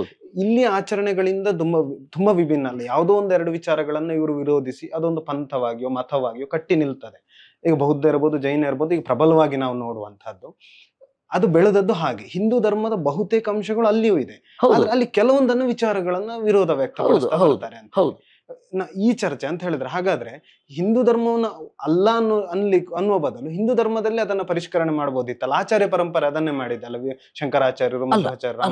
ಹಾಗಲ್ಲ. ಹಿಂದೂ ಧರ್ಮ ಅನ್ನೋದಕ್ಕಿಂತ ಭಾರತೀಯ ಅಂತ ಹೇಳೋಣ. ಭಾರತೀಯ ಧರ್ಮ ಅಂತ ಏನಿದೆ, ಅದರಲ್ಲಿ ಒಪ್ಪುವ ವೇದವನ್ನ ಇಲ್ಲ ಅಂದ್ರು. ವಸ್ತುತಃ ಅಲ್ಲಿ ಏನು ಪರಿಷ್ಕಾರಗಳಿದೆ ಅದು ಇಲ್ಲಿಯೂ ಆಗಿಬಿಟ್ಟಿದೆ. ಬೌದ್ಧರಲ್ಲಿ, ಜೈನರಲ್ಲಿ ಏನಿದೆ ಅದು ವೇದವನ್ನು ಒಪ್ಪುವವರಲ್ಲಿಯೂ ಅದೇ ರೀತಿ ಇದೆ. ಪಾಪ ಇದೆ, ಪುಣ್ಯ ಇದೆ, ಆಯ್ತಾ, ದೇವತೆಗಳಿದ್ದಾರೆ. ಬೌದ್ಧರಲ್ಲಿ ದೇವತೆಗಳಿದ್ದಾರೆ, ಜೈನರಲ್ಲಿಯೂ ದೇವತೆಗಳಿದ್ದಾರೆ. ನವಯಾನದಲ್ಲಿ ಇಲ್ಲದೆ ಇರಬಹುದು, ಆದರೆ ಬೌದ್ಧರ ಮೂಲ ಗ್ರಂಥಗಳಲ್ಲಿ, ಜೈನರ ಮೂಲ ಗ್ರಂಥಗಳಲ್ಲಿ ಇದ್ದಾರೆ. ಮತ್ತೆ ಯಾರು ತೊಂದರೆ ಮಾಡ್ಕೊಂಡಿಲ್ಲ. ಯಾವತ್ತೂ ತೊಂದರೆ ಮಾಡ್ಕೊಂಡಿಲ್ಲ. ಹೌದಾ, ಸರಿಯಪ್ಪ ಅಂದ್ರು. ವಾಕ್ಯ ಅರ್ಥ ಆಗ್ತಾ ಇತ್ತು. ಇವಾಗ ಬೌದ್ಧರಿಗೆ ನಮಗೆ ವಾದ ನಡೆದದ್ದಿದೆ, ಜೈನರಿಗೆ ನಮಗೆ ವಾದ ನಡೆದದ್ದಿದೆ, ನಮ್ಮಲ್ಲಿಯೇ ವಾದ ನಡೆದದ್ದಿದೆ. ಬೌದ್ಧಿಕ ಭಿನ್ನಾಭಿಪ್ರಾಯ ಏನಿದೆ ಅದು ಸ್ವಾಗತಾರ್ಹ. ಇಲ್ಲ, ನೀವು ಹೇಳ್ತಾ ಇರೋದು ತಪ್ಪು ಅಂತ ಹೇಳಿದ್ರೆ ಆಯ್ತು, ಅದನ್ನ ಪ್ರೂವ್ ಮಾಡಿ. ಅದನ್ನ ನಮ್ಮಲ್ಲಿ ಈ ರೀತಿ ಹೇಳ್ತಾರೆ, ನೀವು ಹೀಗೆ ಅನ್ಕೊಂಡಿದ್ದೀರಾ. ಆ ತರ ಹೇಳಲಿಕ್ಕೆ ಎಲ್ಲರಿಗೂ ಸ್ವಾತಂತ್ರ್ಯ ಇದೆ. ನಮ್ಮಲ್ಲಿ ಬಹಳ ಮತಗಳು ಬಂದದ್ದೇ ಹಾಗೆ. ಹಾಗಾದ್ರೆ ಈಗ ನಾವು ಯಾವತ್ತೂ ಕೂಡ ಹಿಂಸಾತ್ಮಕವಾಗಿ ನಡ್ಕೊಂಡೇ ಇಲ್ಲ. ಒಬ್ಬರನ್ನ ಚುಚ್ಚೋದು, ಕೊಚ್ಚೋದು, ಈ ತರಹದ್ದು ಯಾವುದು ಮಾಡಿಲ್ಲ. ಈಗಲೂ ಯಾರು ಮಾಡ್ತಾ ಇಲ್ಲ. ಇನ್ನೂ ಹೇಳೋದೇನು ಅಂತಂದ್ರೆ, ಕ್ಷಮಾ ಬಾಹ್ಯೇಶು ಶತ್ರುಷು, ಹೊರಗಡೆಯ ಶತ್ರುಗಳಲ್ಲಿ ಕ್ಷಮೆ ಇರಬೇಕು ಅಂತ ಹೇಳುವವರು ನಾವು. ವೈದಿಕರು ಹಿಂಸೆಯನ್ನೇನು ಹೇಳ್ತಾ ಇರಲಿಲ್ಲ. ವೇದವನ್ನು ಓದಿದವರು ಯಾರು ಹಿಂಸೆ ಮಾಡಲಿಲ್ಲ. ಯಜ್ಞದಲ್ಲಿ ಏನು ಪ್ರಾಣಿ ಬಲಿ ನಡೀತಾ ಇತ್ತು, ಅದೇ ಯಜ್ಞ ಕ್ಷತ್ರಿಯರು ಮಾಡಿದ್ರೆ ಮಾತ್ರ ಅದು. ಅದನ್ನು ವಿರೋಧಿಸ್ತಾ ಇಲ್ಲ. ಕ್ಷತ್ರಿಯರು ಮಾಡ್ತಾ ಇದ್ರೆ ಆಯ್ತು ಅಂತ ಅಷ್ಟೇ, ವಿರೋಧಿಸ್ತಾ ಇರಲಿಲ್ಲ. ಬ್ರಾಹ್ಮಣರು ಮಾಡಿದ್ರೆ ಅದೇ ಜಾಗದಲ್ಲಿ ಪ್ರಾಣಿ ಬಲಿ ಇಲ್ಲ ಅಷ್ಟೇ. ಮಾಂಸವನ್ನ ತಿನ್ನೋದನ್ನ ವಿರೋಧ ಮಾಡಲಿಲ್ಲ ನಾವು. ಸುರಾಪಾನವನ್ನ ಮಾಡೋದು ಮಾಡಲಿಲ್ಲ. ನಾವು ಮಾಡಲ್ಲ ಅಂದೆವು ಅಷ್ಟೇ. ನೀವು ಮಾಡೋದು ತಪ್ಪು ಅಂತ ಹೇಳಲಿಲ್ಲ. ಇದೇ ವೇದದ ಮಂತ್ರಗಳಿಂದ ನೀವು ಹೀಗೆ ಬಳಸಬಹುದು. ಆದ್ರೆ ಅದನ್ನ ಬಿಟ್ಟವನು ಬ್ರಾಹ್ಮಣ್ಯಕ್ಕೆ ಬರ್ತಾನೆ, ಅವನು ಬ್ರಾಹ್ಮಣ್ಯ ಆಗ್ತಾನೆ, ಆ ರೀತಿಯ ವಾದ ಇತ್ತ? ಹಾಗಾದ್ರೆ ಇಲ್ಲ, ಆ ತರನೂ ವಾದ ಇರಲಿಲ್ಲ. ಬ್ರಹ್ಮಜ್ಞಾನವನ್ನ ಪಡೆದವನು ಬ್ರಾಹ್ಮಣ ಅಷ್ಟೇ. ನೋಡಿ, ಸುರಪಾನ ಮಾಂಸಾಹಾರವನ್ನು ಬಿಟ್ಟವನು ಬ್ರಾಹ್ಮಣ ಅನ್ನುವ ಆ ತರ ಅಲ್ಲ ಅರ್ಥೈಸಲಾಗಿರೋದು ಹಾಗೆಲ್ಲ ಸಮಾಜದಲ್ಲಿ. ಅಲ್ಲ, ಈಗ ಅರ್ಥೈಸಿದ್ದಾರೆ, ಆದ್ರೆ ಈಗ ಅರ್ಥೈಸಿದ್ದು ಅದಲ್ಲ. ಸ್ವಾಭಾವಿಕೋ ಬ್ರಾಹ್ಮಣಾದಿಹಿ ಶಮಾದ್ಯೈರೇವ ಭಿದ್ಯತೆ ಅಂತ ಮಾತು. ಈ ಬ್ರಾಹ್ಮಣ, ಕ್ಷತ್ರಿಯ, ವೈಶ್ಯ, ಶೂದ್ರ ಅನ್ನುವ ಏನು ವರ್ಣ ಅಂತ ಇದೆ, ಅದು ಗುಣದಲ್ಲಿ, ಆಂತರಿಕವಾದ ಗುಣದಲ್ಲಿ ಇರುವಂಥದ್ದು. ಅದು ಆಮೇಲೆ ಅಪವ್ಯಾಖ್ಯಾನಗಳಿಗೆ ಒಳಗಾಯಿತು. ಸಾಂಪ್ರದಾಯಿಕರದ್ದು ತಪ್ಪಿದೆ, ತಪ್ಪಿಲ್ಲ ಅಂತ ಹೇಳ್ತಾ ಇಲ್ಲ ನಾನು. ಆದ್ರೆ ಆ ತಪ್ಪು ಇಷ್ಟು ದೊಡ್ಡದಲ್ಲ ಅಂತ ಹೇಳ್ತಾ ಇರೋದು. ಅವ್ರದ್ದಿರೋದು ಇಷ್ಟು, ಇವ್ರು ಕಾಣ್ತಾ ಇರೋದು ಇಷ್ಟು. ಸಾಂಪ್ರದಾಯಿಕರದ್ದು ತಪ್ಪಿಲ್ಲ ಅಂತ ನಾನು ಹೇಳ್ತಾ ಇಲ್ಲ. ಹಾಗಂತ ಹೇಳಿ ಮಾಡರ್ನ್ ಅಂತ ಏನು ಬಂದ್ರು ಅವರು ಇದಕ್ಕೆ ಕಟ್ಟು ಬಿದ್ದಿದ್ದಾರೆ ಅಂತ ಹೇಳ್ತಾ ಇರೋದು. ಇವಾಗ ಯಾವುದೇ ಒಂದು ದೇಶದಲ್ಲಿ, ಪ್ರಪಂಚದ ಯಾವುದೇ ಭಾಗದಲ್ಲಿ ಬೋಧಿಸುವ ವರ್ಗ ಇಲ್ವಾ? ಬೋಧಕ ವರ್ಗ ಇಲ್ವಾ? ಇದೆ ಹಾಗೆ ಆಳುವ ವರ್ಗ ಇಲ್ವಾ? ಇದೆ ವ್ಯಾಪಾರ ಮಾಡುವ ವರ್ಗ ಇಲ್ವಾ? ಇದೆ. ಸರ್ವಿಸ್ ಸೆಕ್ಟರ್ ಇಲ್ವಾ? ಹೌದು ಹೌದು. ಸಮಾಜ ನಡೆಯುವುದೇ ಹಾಗೆ. ನಾನು ಇದನ್ನ ಮಾಡಲ್ಲ ಅಂತ ಅನ್ಬಹುದು, ಆದ್ರೆ ಯಾರೋ ಒಬ್ರು ಮಾಡ್ಲೇಬೇಕು. ಖಂಡಿತ ಖಂಡಿತ ಖಂಡಿತ. ಇಷ್ಟು ಸಹಜವಾದದ್ದು. ಅದನ್ನೇನು ನೀವು ದ್ವೇಷ ಮಾಡಿದ್ರು ಬೇಡ ಅಂತಂದ್ರು ಸಮಾಜ ನಡಿಬೇಕಾದದ್ದೇ ಹೀಗೆ. ಅದು ಇಲ್ಲ ನಾನ್ ಮಾಡಲ್ಲ ಅಂತ ಹೇಳ್ಬೋದು ಅಷ್ಟೇ. ಹೌದು. ಅಷ್ಟೇ ವಿನಃ ಬೇರೆ ಅಲ್ಲ. ಅದರಿಂದಾಗಿ ಈ ತರಹದ ತಪ್ಪು ಕಲ್ಪನೆಗಳು ಏನಿದೆ ಅದು ಅಂದ್ರೆ ನಾನು ಯಾವತ್ತೂ ಹೇಳ್ತಾ ಇರ್ತೇನೆ, ನಡುವಣ ದಾರಿಯಲ್ಲಿ ಇರ್ಬೇಕು. ಎಕ್ಸ್ಟ್ರೀಮ್ ಲೆಫ್ಟ್ ಅಲ್ಲಿಯೂ ಪ್ರಾಬ್ಲಮ್ ಇದೆ, ಎಕ್ಸ್ಟ್ರೀಮ್ ಲೆಫ್ಟ್ ಅಲ್ಲಿ ಜಾಸ್ತಿ ಪ್ರಾಬ್ಲಮ್ ಇರೋದು, ಎಕ್ಸ್ಟ್ರೀಮ್ ರೈಟ್ ಅಲ್ಲಿಯೂ ಪ್ರಾಬ್ಲಮ್ ಇದೆ. ಆದ್ರೆ ನಾವು ಮಧ್ಯದಲ್ಲಿ ಇರ್ಬೇಕು, ಸೆಂಟ್ರಿಸ್ಟ್ ಅಂತ, ಮಧ್ಯಮದ ದಾರಿಯಲ್ಲಿ ಇರ್ಬೇಕು. ಈ ಸಮಾಜದಲ್ಲಿ ಅದು ಸಾಧ್ಯ ಅಂತೀರಾ ನೀವು? ಅಂದ್ರೆ ಹೇಳ್ಬೋದಪ್ಪ, ಸಮಾಜದಲ್ಲಿ ಹೇಳಬಹುದು, ಅರ್ಥ ಆಗತ್ತೆ ಅಂತ ಹೇಳಿಕ್ ಬರಲ್ಲ. ಯಾಕಂತ ನೋಡಪ್ಪ, ನಾವು ಹೀಗಿದ್ದೀವಿ, ಹೀಗಿರ್ಬೇಕಾಗತ್ತೆ, ಗ್ರಂಥವನ್ನ ಒಂದು ತಟಸ್ಥ ದೃಷ್ಟಿಯಿಂದ ನೋಡಿ ಅಂತ ಹೇಳ್ಬಹುದು, ಮನವಿ ಮಾಡಬಹುದು. ಇಲ್ಲ ನಮ್ಮ ಲಾಭಕ್ಕಾಗಿ ನಾವು ಹೀಗ್ ಮಾಡ್ತೇವೆ ಅಂದ್ರೆ ನಾವೇನ್ ಮಾಡೋಣ? ಅಲ್ಲ, ಈಗ ಹೇಗೆ ಅಂತ ಹೇಳಿದ್ರೆ, ನೀವು ಒಂದು ಮಾತನ್ನ ಆಡಿದ್ರಿ ಅಂತ ಹೇಳಿದ್ರೆ ನಿಮ್ಮನ್ನ ಆಯಾಯ ಪಂಥದವರು ಅವರವರೇ ಡಿಸೈಡ್ ಮಾಡ್ತಾರೆ, ಇವ ಎಡ ಇವ ಬಲ ಅಂತ ಹೇಳಿ. ಹೌದೌದು. ನಿಮ್ಮ ನಿಲುವು ಅಲ್ಲಿ ಮುಖ್ಯ ಆಗುದೇ ಇಲ್ವಾ? ಖಂಡಿತ ಅಲ್ಲ, ಅದನ್ನೇ ಹೇಳ್ತಾ ಇರೋದು. ಯಾರಿಗೋ ಕೆಲವ್ರಿಗೆ ಅರ್ಥ ಆಗಬಹುದು, ಅರ್ಥ ಆಗುವವ್ರಿಗೆ ಹೇಳ್ತಾ ಇದ್ದೀವಿ, ಅರ್ಥ ಆಗುವ ಸಾಧ್ಯತೆ ಇರುವಾಗ ಹೇಳ್ತಾ ಇದ್ದೇವೆ ಅಂತ. ನೋಡಿ, ಭವಭೂತಿ ಅಂತ ಹೇಳಿ ಉತ್ತರ ರಾಮಚರಿತ ಅವನೊಂದು ಮಾತು ಹೇಳ್ತಾನೆ, ಉತ್ಪತ್ಸ್ಯತೆ ಚ ಮಮ ಕೋಪಿ ಸಮಾನ ಧರ್ಮ ಕಾಲೋ ಜಯಂ ನಿರವಧಿರ್ ವಿಪುಲಾಚ ಪೃಥ್ವಿ. ನಾನು ಹೇಳ್ತಾ ಇರೋದು ಅರ್ಥ ಆಗುವ ಸಾಧ್ಯತೆ ಇರುವವ ಯಾರೋ ಒಬ್ಬ ಬರ್ತಾನೆ, ಅವನಿಗಾಗಿ ಹೇಳ್ತಾ ಇದ್ದೀನಿ.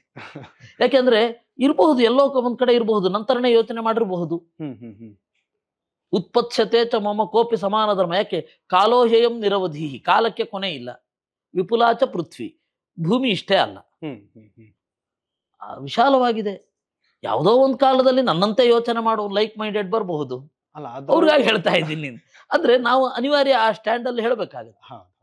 ಆದ್ರೆ ಅದರ ಅರ್ಥ ಮಾಡಿಕೊಳ್ಳೋನು ಬರುವುದರ ಮಧ್ಯದಲ್ಲಿ ಅದು ಅಪಾರ್ಥಕ್ಕೊಳಗಾಗಿ ಬಹಳಷ್ಟು ಏನ್ ಮಾಡೋಣ.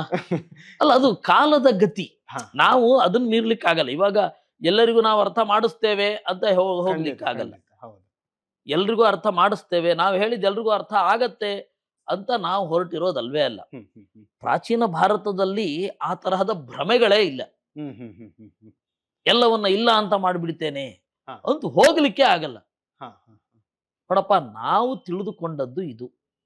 ಇದ್ರಲ್ಲಿ ಏನಾದ್ರೂ ದೋಷ ಇದ್ರೆ ಬಿಡ್ರಿ, ಗುಣ ಇದ್ರೆ ಹಿಡ್ಕೊಳ್ಳಿ. ಯಾಕಂದ್ರೆ ಕಾನ್ವೊಕೇಶನ್ ಟೈಮಿನಲ್ಲಿ ತೈತರಿಯ ಉಪನಿಷತ್ತಿನಲ್ಲಿ ಅಧ್ಯಾಪಕ ವಿದ್ಯಾರ್ಥಿಗೆ ಹೇಳುವಂತಹ ಮಾತಿದೆ, ಯಾನ್ಯಸ್ಮಾಕಂ ಸುಚರಿತಾನಿ ತಾನಿ ತ್ವಯೋಪಾಸ್ಯಾನಿ ನೋ ಇತರಾಣಿ.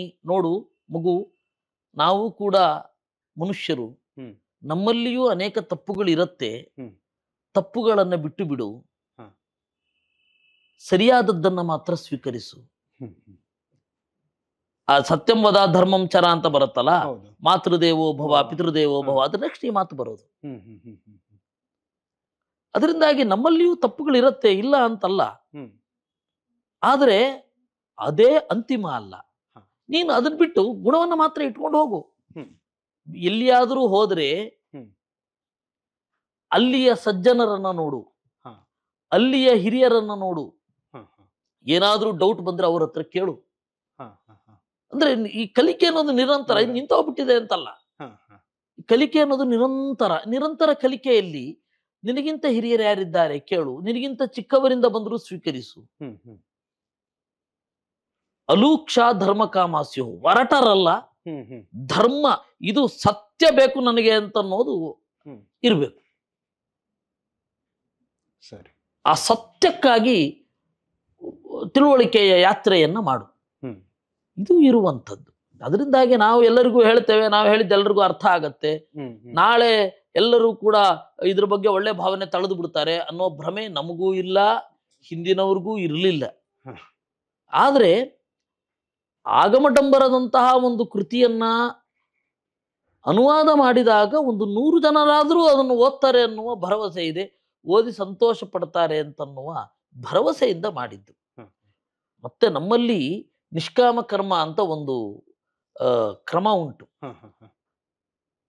ಇದರಿಂದ ದೇವರು ಪ್ರೀತನಾಗಲಿ ನಾವು ಮಾಡುವ ಕೆಲಸದಿಂದ ಅನ್ನುವ ಒಂದು ಅರ್ಪಣೆ ಇರುತ್ತೆ.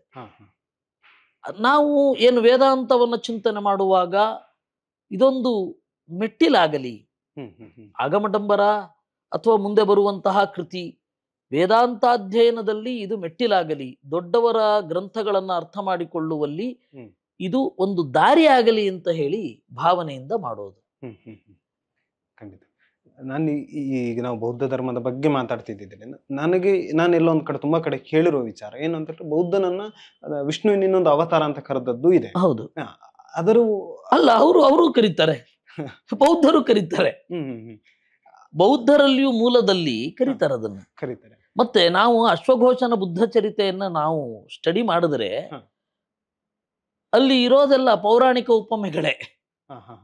ಹಿಂದೂ ಧರ್ಮದ ಪೌರಾಣಿಕ, ಹಿಂದೂ ಧರ್ಮದಲ್ಲ, ಈ ನೆಲದ ಅಂತನ್ನಿ, ಹಿಂದೂ ಧರ್ಮ ಅಂತ ಬೇಡ ಬಿಡಿ, ಸರಿ ಸರಿ, ಭಾರತೀಯ, ಈ ನೆಲದ. ಯಾಕಂದ್ರೆ ಹಿಂದೂ ಅಂತ ಅನ್ನೋದು ಒಬ್ಬೊಬ್ರು ಒಂದೊಂದು ವ್ಯಾಖ್ಯಾನ ಮಾಡ್ತಾ ಇದ್ದಾರೆ, ಅದಕ್ಕೆ ಭಾರತೀಯ ಅಂತ ಇಟ್ಕೊಂಡ್ಬಿಡಿ. ವೇದವ್ಯಾಸರ ಪುರಾಣಗಳೇನಿದೆ, ಪುರಾಣಗಳನ್ನ ಅರ್ಥೈಸಿಕೊಳ್ಳುವ ಒಂದು ಕ್ರಮ ಇದೆ, ಅದನ್ನ ಜನ ಮರ್ತಿದ್ದಾರೆ, ಅದರಿಂದಾಗಿ ಏನೇನೋ ಅರ್ಥ ಆಗತ್ತೆ ಬಿಡಿ. ಸಾಂಪ್ರದಾಯಿಕರಿಗೂ ಏನೇನೋ ಅರ್ಥ ಆಗತ್ತೆ, ಪುರಾಣವನ್ನ ಪ್ರಮಾಣ ಅಂತ ಅನ್ನುವವರಿಗೂ ಕೂಡ ಅದು ಸರಿಯಾಗಿ ಅರ್ಥ ಆಗಿದೆ ಅಂತ ಹೇಳಿ ಬರಲ್ಲ. ಇರ್ಲಿ, ಅದು ಒಂದ್ ಕಡೆ ಇರ್ಲಿ. ಅದಕ್ಕೆ ನಾನು ಹೇಳೋದು, ಗ್ರಂಥದ ಎದುರುಗಡೆ ಕುತ್ಕೋಬೇಕು, ಪ್ರಶ್ನೆ ಮಾಡ್ಬೇಕಾಗತ್ತೆ ಅಂತ. ಇರ್ಲಿ, ಇವತ್ತು ಭಾಗವತ ಶುದ್ಧ ಪಾಠ ಸಿಗತ್ತೆ, 80% ಭಾಗವತ ಶುದ್ಧ ಪಾಠ ಸಿಗತ್ತೆ, ಇನ್ಯಾವುದು ಸಿಗೋದಿಲ್ಲ. ಕಲಸು ಮೇಲೋಗರ ಆಗಿದೆ, ಕ್ವಚಿತ್ ಗ್ರಂಥ ಅನ್ನೋ ಪ್ರಕ್ಷಿಪಂತಿ, ಬಹಳ ಪ್ರಕ್ಷೇಪಗಳಾಗಿದೆ, ಅದನ್ನ ಗುರುತಿಸುವ ಮೆಥಡಾಲಜಿ ಬೇರೆ. ಅಟ್ಲೀಸ್ಟ್ ಭಾಗವತ ಶುದ್ಧವಾಗಿ ಸಿಕ್ಕಿದೆ, ಅದನ್ನ ಅರ್ಥ ಮಾಡಿಕೊಳ್ಳುವ ಮೆಥಡಾಲಜಿಯು ಬೇರೆ ಇದೆ. ಅದು ನಾವು ಹೇಗೋ ಅರ್ಥ ಮಾಡ್ಕೊಳ್ಳಿಕ್ ಬರಲ್ಲ, ಅದಕ್ಕೊಂದು ಕ್ರಮ ಉಂಟು. ಇರ್ಲಿ, ಮುಂದೆ ಹೋಗೋಣ. ಬೌದ್ಧರು ಕೂಡ ಹೀಗೆ ಹೇಳ್ತಾರೆ, ವಿಷ್ಣು ಅಂತ. ಆಮೇಲೆ ಜಯಕೀರ್ತಿ ಅಂತ ಹೇಳಿ ಒಂದು ಗ್ರಂಥವನ್ನು ಬರೆದಿದ್ದಾನೆ, ತತ್ವೋಪಪ್ಲವ ಸಿಂಹ ಅಂತ. ಅದರಲ್ಲಿ ಬುದ್ಧನನ್ನ ವಿಷ್ಣುವಿನ ಅವತಾರ ಅಂತ ಅವನು ಹೇಳಿದ್ದಾನೆ. ಹೀಗಾಗಿ ನಮ್ದು ಮಾತ್ರ ಅಲ್ಲ, ಪುರಾಣಗಳಲ್ಲಿ ಮಾತ್ರ ಇರೋದಲ್ಲ, ಅವರಲ್ಲಿಯೂ ಉಂಟು. ನಂಬರ್ 1. ನಂಬರ್ 2, ನಾವು ಅಲ್ಲಿ ಬುದ್ಧ ಅಂತ ಹೇಳ್ತಾ ಇದ್ದಾರಲ್ಲ ಇವರು, ತ್ರಿಪಿಟಕಗಳ ರಚನೆ ಯಾವಾಗಾಯ್ತು? ಸಂಗೀತಿ ಅವನು ಹೋಗಿ ಎಷ್ಟೋ ವರ್ಷಗಳಾದ್ಮೇಲೆ ಆಯ್ತು. ಸರಿ, ಅದರಲ್ಲಿ ಏನಿದೆ? ಕ್ಷಣಿಕತಾವಾದ, ಪ್ರತೀತ್ಯ ಸಮುತ್ಪಾದವಾದ, ಅದರಲ್ಲಿ 4 ಆಗೋಗಿದೆ ಮುಖ್ಯವಾಗಿ. ಮತ್ತೆ ಬೌದ್ಧರು 4 ಆಗಿದ್ದಾರೆ. ವೈಭಾಷಿಕರು ಬೇರೆ, ಸೌತ್ರಾಂತಿಕರು ಬೇರೆ, ಮಾಧ್ಯಮಿಕರು ಬೇರೆ, ಹೀಗೆ ಅವರಲ್ಲೇ ಪ್ರಭೇದಗಳಾಗಿದೆ. ಅದಕ್ಕೆ ಯಾರನ್ನ ಹೊಣೆ ಮಾಡೋದು? ಬೌದ್ಧ ಮತದ ಬಗ್ಗೆ ಗೊತ್ತೇ ಇಲ್ಲ, ಅವರು ಬೌದ್ಧರ ತರ್ಕ ಹೇಗೆ ಮುಂದುವರಿಯತ್ತೆ ಇದು ಗೊತ್ತಿಲ್ಲದೇನೆ ಮಾತಾಡ್ತಾ ಇರೋದು ಇದು. ನಾವು ಬುದ್ಧನನ್ನ ವಿಷ್ಣು ಅಂತ ಹೇಳ್ತೇವೆ, ಹೌದು. ಆದ್ರೆ ಯಾವತ್ತಾದ್ರೂ ಬೌದ್ಧರನ್ನ ಆಕ್ರಮಣ ಮಾಡಿದ್ದೇವಾ? ಬೌದ್ಧರನ್ನ ಆಕ್ರಮಣ ಮಾಡಿಲ್ಲ. ನಾವು ಬೌದ್ಧರ ವಾದವನ್ನ ಕುರಿತು ವಿಮರ್ಶೆ ಮಾಡಿದ್ದೇವೆ, ಪ್ರಶ್ನೆ ಮಾಡಿದ್ದೇವೆ, ವಾದ ಮಾಡಿದ್ದೇವೆ. ಯಾವತ್ತೂ ನಾವು ಬೇರೆ ತರಹ ನಡ್ಕೊಂಡಿಲ್ಲ. ಅದರಿಂದಾಗಿ ಬುದ್ಧ ವಿಷ್ಣು ಆದ್ದರಿಂದಾಗಿ ವೈಷ್ಣವರೆಲ್ಲರಿಗೂ ಕೂಡ ಬೌದ್ಧರ ಆಸ್ತಿ ಸೇರ್ಬೇಕು ಅಂತ ಯಾವತ್ತಾರ ಹೇಳಿದೀವ? ಇಲ್ಲ. ಮತ್ತಿನ್ನೇನು ಆರೋಪ? ಈ ಭ್ರಮೆಗಳೇ ಜಾಸ್ತಿ ಆದ್ರೆ ನಾವೇನ್ ಮಾಡೋಣ? ಅಸಹಾಯಕರಾಗಿ ಕಿರಿಚಬೇಕಾಗತ್ತೆ. ಇಲ್ಲಪ್ಪ, ಹಾಗೆ ಮಾಡಿಲ್ಲ ನಾವು ಅಂತ ಅಷ್ಟೇ ಹೇಳ್ಬಹುದು. ನಾವು ನಮ್ಮಲ್ಲಿ ಅಂತ ಹೇಳಿದ್ರೆ ಮೌಖಿಕ ಪರಂಪರೆ ಇತ್ತು ಅನ್ನೋದು ಅಭ್ಯಾಸ. ಅದು ಎಲ್ಲೋ ಲಿಪಿಗೆ ಬಂದ ನಂತರ, ಅಂದ್ರೆ ಪುಸ್ತಕವಾಗಿ ಅಥವಾ ಏನೊಂದು ನಾವು ತಾಳೆ ಗ್ರಂಥದಲ್ಲಿ ಇದಾದ ನಂತರ ಅದೆಲ್ಲೋ ಇದಮಿತ್ತಮ್ ಅನ್ನೋ ರೀತಿ, ಅಂದ್ರೆ ಇದೇ ಸರಿ ಅನ್ನೋ ರೀತಿ ಆಯ್ತಾ, ಅಥವಾ ಪರಿಷ್ಕರಣೆಗೆ ಒಳಗಾಗುವಲ್ಲಿ ಸಮಸ್ಯೆ ಆಯ್ತಾ? ಅಲ್ಲ, ಮೌಖಿಕ ಪರಂಪರೆ ಇತ್ತು, ಹಾಗಂತ ಹೇಳಿ ಲಿಪಿ ಇರ್ಲಿಲ್ಲ ಅಂತ ಹೇಳೋದಲ್ಲ. ಹೌದು, ಲಿಪಿ ಕಡಿಮೆ ಇತ್ತು ಅಂತ. ಆದ್ರೆ ಮೌಖಿಕ ಪರಂಪರೆಯಲ್ಲಿದ್ದಾಗ ಅದು ಹೋಗ್ತಾ ಅಂದ್ರೆ ಮೌಖಿಕ ಅಂದ್ರೆ ಜನರೇಷನ್ ಟು ಜನರೇಷನ್ ಅದನ್ನ ಅಲ್ಲಲ್ಲೇ ತಿದ್ದಲಿಕ್ಕೆ ಸಾಧ್ಯ ಇಲ್ಲ. ನಮ್ಮಲ್ಲಿ ಆ ಭಾವನೆಯೇ ಇಲ್ಲ. ಇವರು ಏನ್ ಮಾಡ್ತಾರೆ, ಈ ಕಾರ್ಪೊರೇಟ್ ಕಂಪ್ನಿಗಳಲ್ಲಿ ಆರಂಭದಲ್ಲಿ ಚೈನೀಸ್ ವಿಸ್ಪರ್ ಅಂತ ಒಂದು ಆಟ ಆಡಿಸ್ತಾರೆ, ಅಥವಾ ಟ್ರೈನಿಂಗ್ ಕೊಡ್ಬೇಕಾದ್ರೆ ಚೈನೀಸ್ ವಿಸ್ಪರ್ ಅಂತ ಒಂದು ಆಟ ಆಡಿಸ್ತಾರೆ. ಈ ನೀವ್ ಇಲ್ಲಿ ಹೇಳಿ 10ನೇವನಿಗೋ 100ನೇವನಿಗೋ ಏನ್ ಕೇಳತ್ತೆ. ಆಗ ಬಹಳ ಬದಲಾಗಿರೋದು ನೋಡಿ ನೋಡಿ ಮೌಖಿಕ ಪರಂಪರೆ ಅಂತ. ಅಯ್ಯೋ, ಅಲ್ಲಿ ನಾನಿದನ್ನು ಉಳಿಸ್ಬೇಕು ಅನ್ನೋ ಕಾಳಜಿನೇ ಇರಲ್ಲ. ಈ ಮಾತನ್ನ ನನ್ನ ತಲೆಮಾರು ಉಳಿಸ್ಬೇಕು ಅಂತ ಕಾಳಜಿ ಏನಾದ್ರೂ ಇರತ್ತ? ಇಲ್ಲಿ ಅದಿರತ್ತೆ. ಅದರಿಂದಾಗಿ ವೇದಗಳಲ್ಲಿ ಒಂಚೂರು ವ್ಯತ್ಯಾಸ ಆಗಿಲ್ಲ ನಮ್ಮಲ್ಲಿ. ಅಲ್ಲ, ವೇದಗಳಲ್ಲಿ ಯಾಕಾಗಿಲ್ಲ? ಮೌಖಿಕ ಪರಂಪರೆ ಇದ್ರೂ ಕೂಡ ಜವಾಬ್ದಾರಿಯುತವಾಗಿ ಹೊಣೆ ಇದೆ, ಅದನ್ನಾಗಿ ಪೂಜ್ಯತೆ ಇದೆ. ನಾನು ಏನು ಅನ್ಕೊಂಡಿದ್ದೇನೋ, ನಾನು ಅದಕ್ಕೆ ಅದು ಪಾಠಗಳು, ಜಟಾಪಾಠ, ಘನಪಾಠ, ಧ್ವಜ, ಈ ತರಹದ ಪಾಠಗಳೆಲ್ಲ ಇದೆ. ಇದ್ಮೇಲೆ ಅದ್ ಹೆಂಗ್ ಬೇರೆ ಆಗ್ಲಿಕ್ಕೆ ಸಾಧ್ಯ? ಆಮೇಲೆ ನೀವು ಯಾವುದೇ ಬರಹಗಳನ್ನು ನೋಡಿದ್ರು ಅದೇ. ಅದೇ ಇದನ್ನ ಇವ್ರನ್ನ ಮಂಗ ಮಾಡ್ಬೇಕು ಅಂತ ತಿದ್ದಿಲ್ಲ ಯಾರು ಕೂಡ, ಹಾಗೇ ಇದೆ. ಅದಕ್ಕೆ ಬೇರೆ ಅರ್ಥ ಹೇಳ್ತಾರಷ್ಟೇ. ಆಯ್ತಾ? ಅದರಿಂದಾಗಿ ಮೌಖಿಕ ಪರಂಪರೆ ಲಿಪಿಯಾಗಿ ಯಾವ ಕಾಲದಲ್ಲಿ ಬಂತು ಅಂತ ಒಂದು ಗೊತ್ತಿಲ್ಲ. ಇನ್ನೊಂದು ಏನು ಅಂದ್ರೆ, ಲಿಪಿ ಕಾನ್ಸ್ಟಂಟ್ ಆಗಿ ಬದಲಾಗ್ತಾ ಹೋಗ್ತಾ ಇರುತ್ತೆ. ಇವಾಗ ನಮ್ಮಲ್ಲಿ ಪುಸ್ತಕ ಮುದ್ರೆ ಅಂತ ಒಂದು ಕ್ರಮ ಉಂಟು. ಶಂಖಾಕ್ಷ ಪುಸ್ತಕ ಸುಬೋಧ ಯುತಾಬ್ಜ ಬಾಹು, ಪುಸ್ತಕ ಮುದ್ರೆ ಅಷ್ಟೇ. ಅದು ಪುಸ್ತಕವೇ ಅಲ್ಲಿಡೋದಲ್ಲ. ಪುಸ್ತಕ ಬಂದ ಮೇಲೂ ಕೂಡ, ತಾಡವಾಲೆ ಬಂದ ಮೇಲೂ ಕೂಡ ಅದರ ಪರಿಷ್ಕರಣ ಆಗ್ತಾ ಯಾವ ಲಿಪಿಯದ್ದು ಮೊದಲು ಬಂತು ಅನ್ನೋದು ಗೊತ್ತಿಲ್ಲ. ಆ ಬಂದ ಲಿಪಿಯೂ ಕೂಡ ಬದಲಾಗ್ತಾ ಹೋಗುತ್ತೆ. ಇವಾಗ ನಾವು 200 ವರ್ಷದ ಹಿಂದಿನ ಅಥವಾ 300 ವರ್ಷದ ಹಿಂದಿನ ತುಳು ಲಿಪಿಯನ್ನ ನೋಡೋದಕ್ಕೂ ಅದಕ್ಕಿಂತ ಹಿಂದಿನ ತುಳು ಲಿಪಿಯನ್ನು ನೋಡೋದಕ್ಕೂ ವ್ಯತ್ಯಾಸ ಇದೆ. ಇಂಗ್ಲಿಷು ಅಷ್ಟೇ. ಇಂಗ್ಲಿಷು 2ನೇದೋ 3ನೇದೋ ಈಗ ಇರುವಂತಹ ಇದು ಏನು ಬರಹದ ಶೈಲಿ. ಕನ್ನಡದ್ದು 13ನೇದೋ ಏನೋ ಲಿಪಿ. ಲಿಪಿ ಬದಲಾಗ್ತಾ ಇರುತ್ತೆ, ಯಾಕೆಂದ್ರೆ ಮೆಟೀರಿಯಲ್ ಮೇಲೆ ಡಿಪೆಂಡ್. ಮೆಟೀರಿಯಲ್ ಹೇಗಿರುತ್ತೆ ಹಾಗೆ ಬರೀತೆ. ಇವಾಗ ಯಾವ ತರಹದ ಲಿಪಿಯು ಕೂಡ ಒಂದೇ ಮೆಟೀರಿಯಲ್ ಆಗುವ ಹಾಗೆ ವಿನ್ಯಾಸ ಆಗಿದೆ. ಅದರಿಂದಾಗಿ ಲಿಪಿ ಬಂದ್ರು, ಮೌಖಿಕ ಪರಂಪರೆ ಇದ್ರೂ ಕೂಡ ಹೆಚ್ಚು ಡ್ರಾಸ್ಟಿಕ್ ಡಿಫ್ರೆನ್ಸ್ ಎಲ್ಲೋ ಹೋಗ್ಬಿಡೋದು ಆ ತರಹ ಆಗಿಲ್ಲ. ನಂಗೆ ಇನ್ನೊಂದು ಏನು ಅಂತ ಹೇಳಿದ್ರೆ, ನಮ್ಮ ಇದರಲ್ಲಿ ಶಂಕರಾಚಾರ್ಯರು ಬರ್ತಾರೆ, ಮಧ್ವಾಚಾರ್ಯರು ಬರ್ತಾರೆ, ರಾಮಾನುಜಾಚಾರ್ಯರು ಬರ್ತಾರೆ. ಈ ಆಚಾರ್ಯ ಪರಂಪರೆ ಬಂದಾಗ ಧರ್ಮದ ಮೇಲಾದಂತಹ ಬದಲಾವಣೆಗಳು ಅಥವಾ ಅಗತ್ಯವಾಗಿ ಏನಾಯ್ತು ಅದ್ರ ಅವರಿಂದ? ಅಗತ್ಯ ಹೊರಗಡೆ ಯಾವ್ದೋ ಆಗ್ಲಿ ಬದಲಾಗ್ಲಿಲ್ಲ, ಆಂತರಿಕವಾಗಿ ಒಳಗಡೆ ಅದಷ್ಟೇ. ನೀವು ಇದು ಉಪಾಸನೆ ಮಾಡ್ಬೇಕು, ಉಪಾಸನೆ ಮಾಡಬಾರದು ಅಷ್ಟೇ. ಅಲ್ಲ, ಆಗಿದ್ದಂಥದ್ದು ಈ ಗಣಪತಿಯರು ಆ ರೀತಿ ಒಂದು ಅಲ್ಲ, ಅದನ್ನ ವೇದದ ಮೂಲಕ ಅವರು ಸರಿ ಮಾಡ್ಕೊಂಡ್ರು, ಸೇರಿಸ್ಕೊಂಡ್ರು. ಗಾಣಪತ್ಯರು ಅವ್ರಿಗೆ ಯಾವ್ದು ಇಷ್ಟ ಆಯ್ತು ಆ ಮತವನ್ನ ಆರಿಸಿಕೊಂಡ್ರು. ಕಾಪಾಲಿಕರು ಅವ್ರಿಗೆ ಯಾವ್ದು ಇಷ್ಟ ಆಯ್ತು ಆ ಮತವನ್ನ ಆರಿಸಿಕೊಂಡ್ರು. ಹೊರಗಡೆಯಿಂದ ಯಾರು ಏನು ಬದಲಾಯಿಸ್ಲಿಲ್ಲ. ಒಬ್ಬ ಆದ್ರೆ ಚಿಹ್ನೆ ಬದಲಾಗಿರ್ಬಹುದು ಅಷ್ಟೇ. ಹೊರಗಡೆಯ ಈಗ ವೇದವನ್ನು ಒಪ್ತಾರೆ, ಸಂಧ್ಯಾ ವಂದನೆ ಹಾಗೇ ಇದೆ, ಆಯ್ತಾ, ವೇದ ಮಂತ್ರ ಅದೇ ಇದೆ, ತೀರ್ಥಸ್ನಾನ ಅದೇ ಇದೆ, ಎಲ್ಲವೂ ಅದೇ. ಉಪಾಸನೆ ಮಾತ್ರ ಬದಲಾಯಿತು, ಮತ್ತೆ ಕೆಲವೊಂದು ಇಂಟರ್ಪ್ರಿಟೇಷನ್ ಮಾತ್ರ ಬದಲಾಯಿತು. ಈಗ ಉದಾಹರಣೆಗೆ ಗೀತೆ ಯುದ್ಧರಂಗದಲ್ಲಿ 700 ಶ್ಲೋಕ ಹೇಳಲಿಕ್ಕೆ ಸಾಧ್ಯನಾ ಅಂತ ಒಬ್ಬ ಮಾಜಿ ಮುಖ್ಯಮಂತ್ರಿಗಳು ಪ್ರಶ್ನೆ ಕೇಳಿದ್ರು. 700 ಶ್ಲೋಕ ಗೀತೆಯಲ್ಲಿ ಎಲ್ಲಿ ಹೇಳಿದ್ರು ಅಂತ ಎಲ್ಲಿ ಹೇಳಿದೆ? ಯುದ್ಧರಂಗದಲ್ಲಿ ಅವನು ಮಾತನಾಡಿದ್ದು ಹಾರ್ಡ್ಲಿ 20 ನಿಮಿಷ ಕೃಷ್ಣ. ನಮ್ಮಲ್ಲಿ ಕೃಷ್ಣ ಮತ್ತೆ ವೇದವ್ಯಾಸರು ಒಂದೇ. ವೇದವ್ಯಾಸರು ನಾರಾಯಣನ ಅವತಾರ ಅಂತ ಎಲ್ಲರೂ ಒಪ್ಪಿದ್ದಾರೆ, ಭಾಗವತಾದಿಗಳಿದೆ, ಸ್ವಯಂ ಶಂಕರರು ಹೇಳಿದ್ದಾರೆ, ಮಧ್ವರು ಅದನ್ನೇ ಹೇಳ್ತಾರೆ, ಎಲ್ಲರೂ ಅದನ್ನೇ ಹೇಳ್ತಾರೆ. ನೋಡಿ, ಇದರಲ್ಲೆಲ್ಲ ಕಾಮನ್ ಆಗಿರುವಂತಹ ಒಂದು ಸ್ಟ್ಯಾಂಡ್ ಇದೆ. ಅವರು ಹೇಳುವಾಗ ಅರ್ಜುನನಿಗೆ ಏಕಾಂತದಲ್ಲಿ ಹೇಳಿದ್ದನ್ನ ವೇದವ್ಯಾಸರು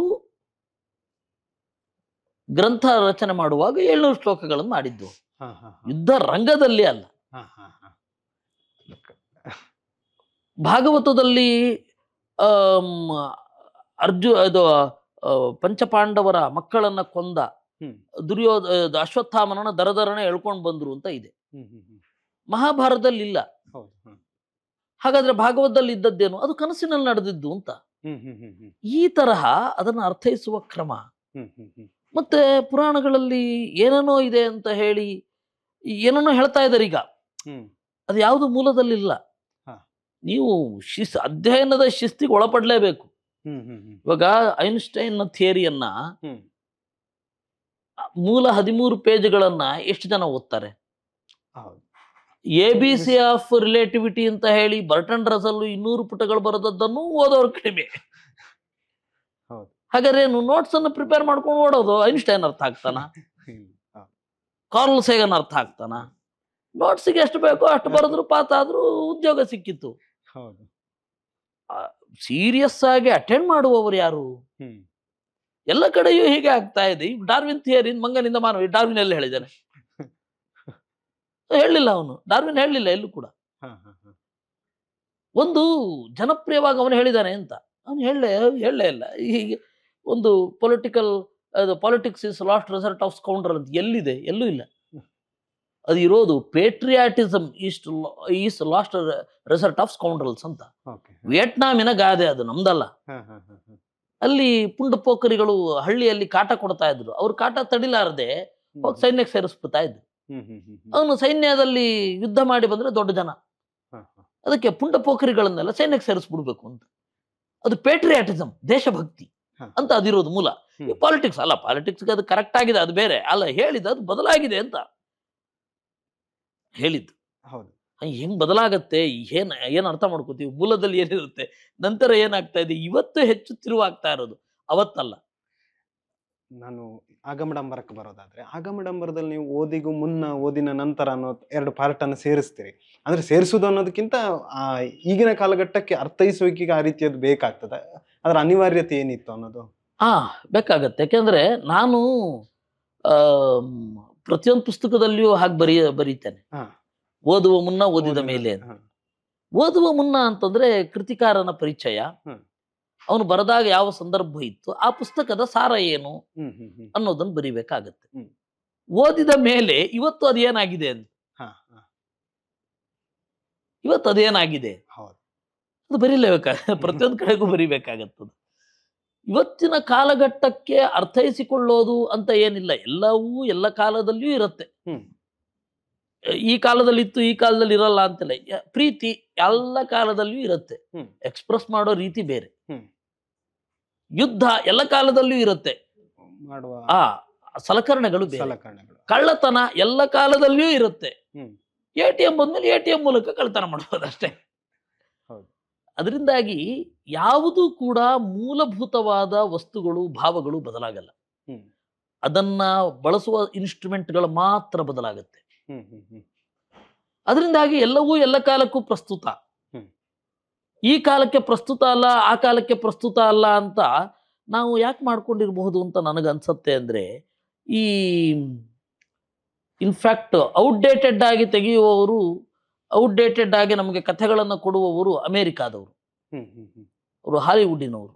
ಯಾರೋ ಸೂಪರ್ ಮ್ಯಾನ್ ಅಂತ ಬರ್ತಾನೆ, ಅವನಿಗೇನೋ ಆಗಿ ಏನೋ ಅತೀಂದ್ರಿಯವಾದ ಶಕ್ತಿ ಬಂದು ಸಣ್ಣ ಪುಟ್ಟ ಸಹಾಯ ಮಾಡ್ತಾವನು. ದೇಶದ್ದೆಲ್ಲ ಸಮಸ್ಯೆ ಪರಿಹಾರ ಮಾಡಲ್ಲ ಅವನು.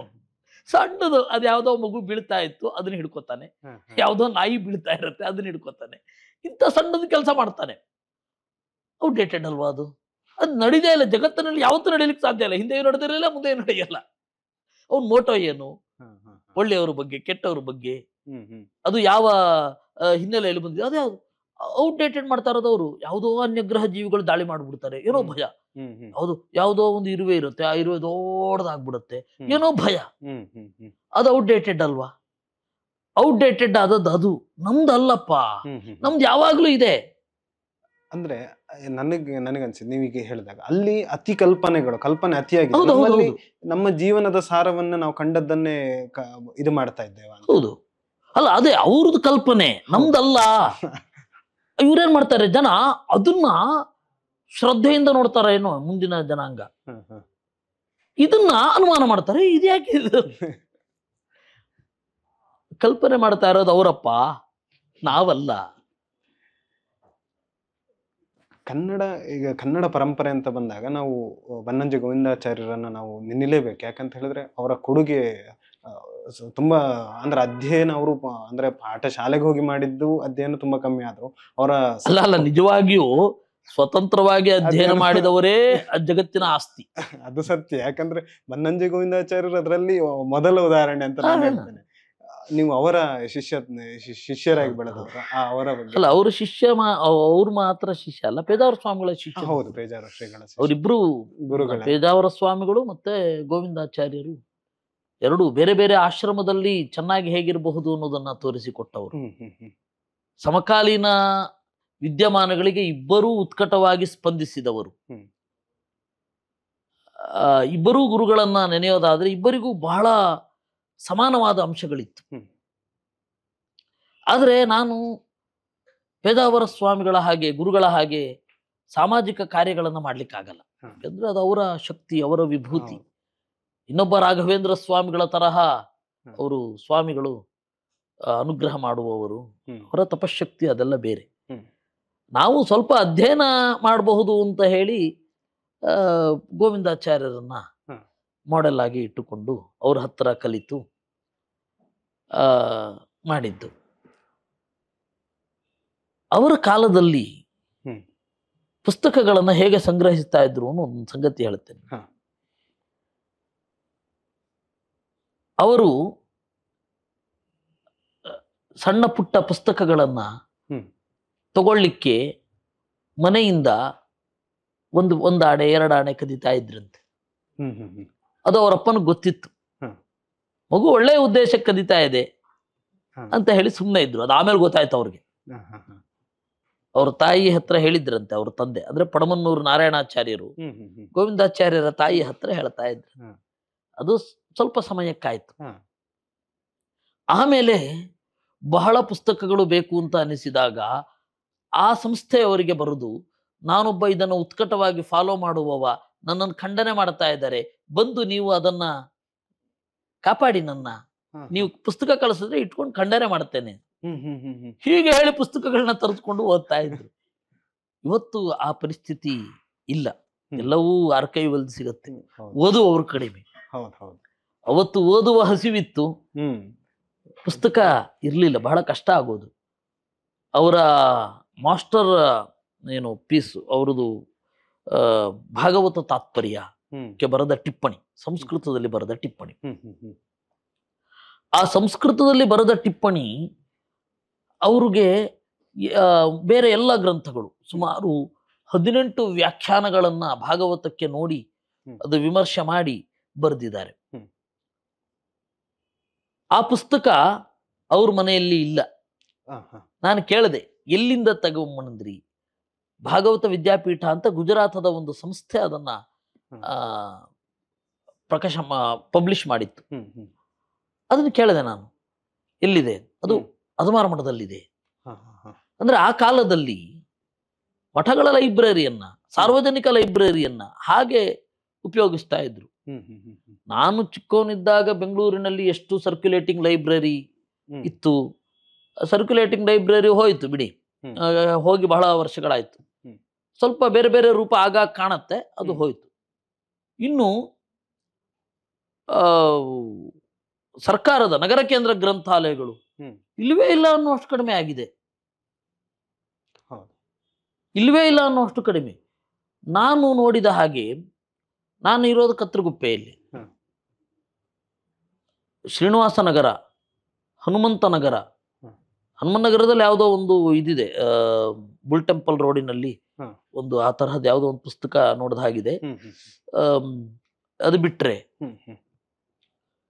ಇಡೀ ಆ ಸುತ್ತಮುತ್ತಲ ಪ್ರದೇಶಗಳಿಗೆ, ಈಚೆ ಇಟ್ಟಮಡು, ಆಮೇಲೆ ಈಚೆ ಮೈಸೂರು ರೋಡು, ಎಲ್ಲಕ್ಕೂ ಸೇರಿ ಒಂದೇ ಒಂದು ಗ್ರಂಥಾಲಯ, ನಗರ ಕೇಂದ್ರ ಗ್ರಂಥಾಲಯ ಆ ಕತ್ರಗುಪ್ಪೆ ಕಾಮಾಖ್ಯದ ಹತ್ರ ಬರುತ್ತೆ.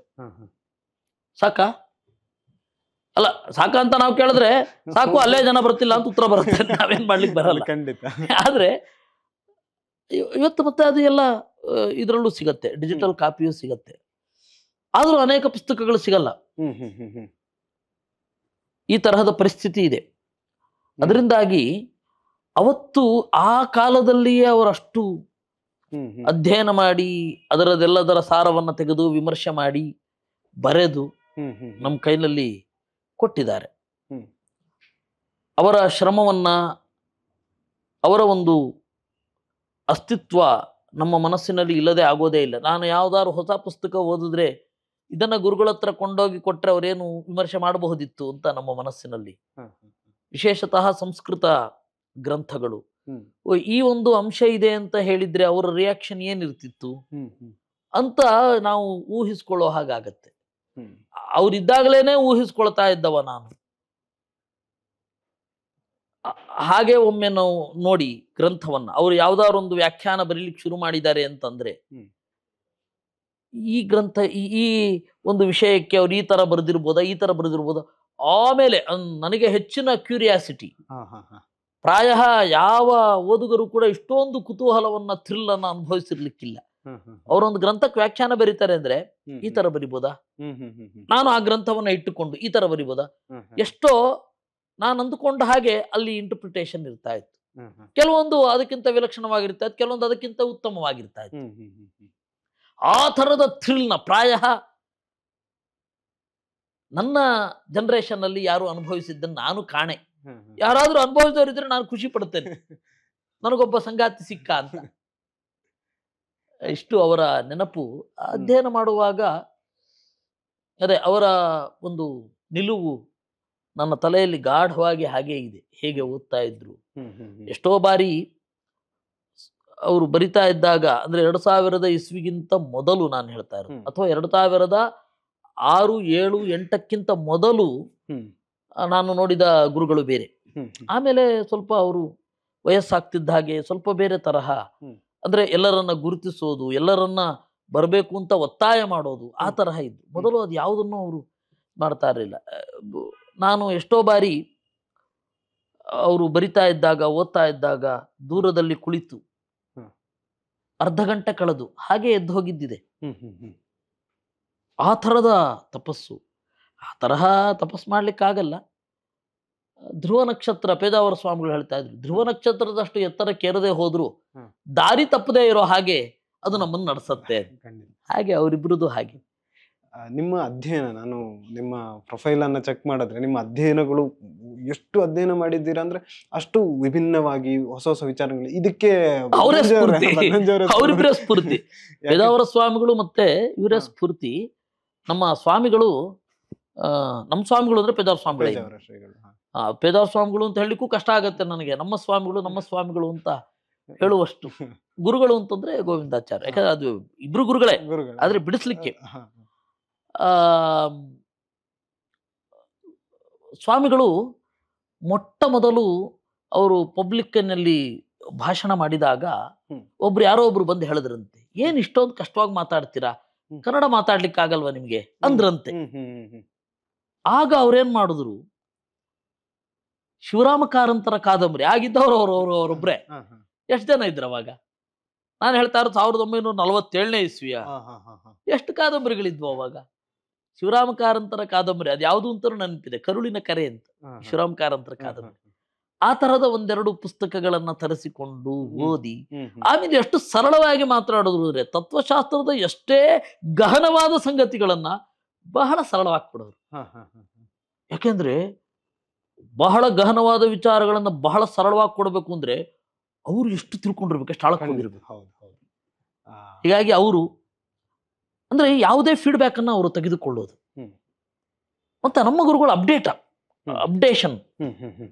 ಅಪ್ಡೇಟ್ ಆಗ್ತಾ ಇದ್ದದ್ದು ನಾನು ಗೋವಿಂದಾಚಾರ್ಯ ಹತ್ರ ಕಲ್ತಿದ್ದು. ಹೊಸ ಹೊಸ ಪರಿಭಾಷೆಗಳನ್ನ ಕೂಡಲೇ ಅಪ್ಡೇಟ್ ಆಗಿ ಅದರ ಹಿನ್ನೆಲೆಯಲ್ಲಿ ಶಾಸ್ತ್ರವನ್ನ ವಿಮರ್ಶೆ ಮಾಡುವಂತಹ ಒಂದು ಪರಿಣತಿ ಅವರಲ್ಲಿ ಇತ್ತು. ಹೀಗೆ ಅವರಿಬ್ಬರು ನಮಗೆ ಧ್ರುವ ನಕ್ಷತ್ರದ ತರಹ ಆ ದಿಸೆಯಲ್ಲಿ ಎಷ್ಟಾಗತ್ತೋ ಅಷ್ಟು ಹೆಜ್ಜೆಗಳನ್ನ ಇಡಬೇಕು ಅಂತ ನನ್ನ ಚಿಂತನೆ. ಈಗ ಇವರಿಬ್ಬರ ಬಗ್ಗೆ ನಾವು ನೋಡುವಾಗ ಅವರು ಹುಡುಕಿ ಅಧ್ಯಯನ ಮಾಡೋದವರು. ಹೇಗೆ ಅಂತ ಎಲ್ಲಿ ಸಿಗ್ತದೆ ಅನ್ನೋದು ಅಲ್ಲಿ ತನಕ ಹುಡುಕಿ ಹೋಗಿ ಮಾಡಿದಂಥವ್ರು. ಈಗಿನ ಕಾಲ ಹೇಗಾಗಿದೆ, ಇದನ್ನು ಓದಿ ಅಂತ ಕೊಡುವ ಕಾಲಕ್ಕೆ ನಾವು ಬಂದು ನಿಂತಿದ್ದೇವೆ.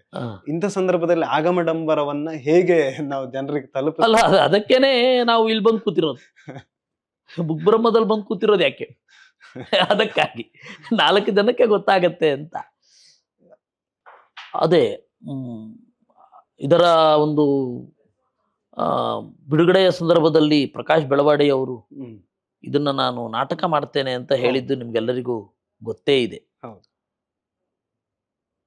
ನಿರ್ದೇಶಕನ ಸ್ವಾತಂತ್ರ್ಯ ಅಂತ ಒಂದಿರುತ್ತೆ. ಹ್ಮ್ ಹ್ಮ್ ನಿಜವಾದ ಡೈರೆಕ್ಟರ್ ಸ್ಪೆಷಲ್ ಅದು, ಗೊತ್ತಾಯ್ತಾ? ಬೇರೆ ಅಲ್ಲ. ಡೈರೆಕ್ಟರ್ಗೆ ಒಂದು ಸ್ವಾತಂತ್ರ್ಯ ಇರುತ್ತೆ. ಅದನ್ನ ಅವನು ಇಡೀ ರೂಪಕವನ್ನ ಮುರಿದು ಕಟ್ಟಿ ಆ ಮೂಲ ಆಶಯವನ್ನ ಹಾಳುಗೆಡವದೆ ಚೆನ್ನಾಗಿ ಕೊಡಬಲ್ಲ ಒಳ್ಳೆಯ ನಿರ್ದೇಶಕ. ಅವ್ರು ಆ ತರಹದ ನಿರ್ದೇಶಕರು ಅಂತ ನನಗೆ ಅನ್ಸಿದೆ. ಆ ತರಹ ಆಗತ್ತೆ ಅನ್ನುವ ಆಶಯವೂ ಇದೆ. ಇನ್ನು ಉಳಿದದ್ದು ವಿಧಿಗೆ ಬಿಟ್ಟದ್ದು. ನಾವು ವಿಧಿವಾದಿಗಳು. ದೇವರ ಇಚ್ಛೆಗೆ ಏನು ಬರುತ್ತೆ ಅದು ನಡೆಯುತ್ತೆ ಅಂತ ಹೇಳಿ. ನೀವು ಮತ್ತೆ ಮಾತಾಡ್ತಾ ಯಾವಾಗ್ಲೂ ಹೇಳ್ತೀರಿ ಅಂದ್ರೆ ಇದು ಮುಂದುವರಿಬೇಕು ಕತೆ. ಅಂದ್ರೆ ನಾಟಕ ಬರೆದು ಇಲ್ಲಿಗೆ ಪುಸ್ತಕ ಆಯ್ತು ಮುಗೀತು ಅಲ್ಲ, ಇದು ಚರ್ಚೆಯ ಮೂಲಕ ಮುಂದುವರಿಬೇಕು. ನಮ್ಮ ಜೊತೆ ಇದು ಇರ್ಬೇಕು. ನಾವು ಬನ್ನಿ, ಎಲ್ಲರಿಗೂ ಸ್ವಾಗತ. ಬನ್ನಿ ಮಾತನಾಡೋಣ. ಏನು ಪ್ರಶ್ನೆಗಳಿದೆ ಅದನ್ನ ಕೇಳಿ. ಅದು ಯಾವುದೇ ತರಹದ ಫೀಡ್ಬ್ಯಾಕ್ ಅನ್ನ ನಾನು ತೆಗೆದುಕೊಳ್ಳಿಕ್ಕೆ ತಯಾರು.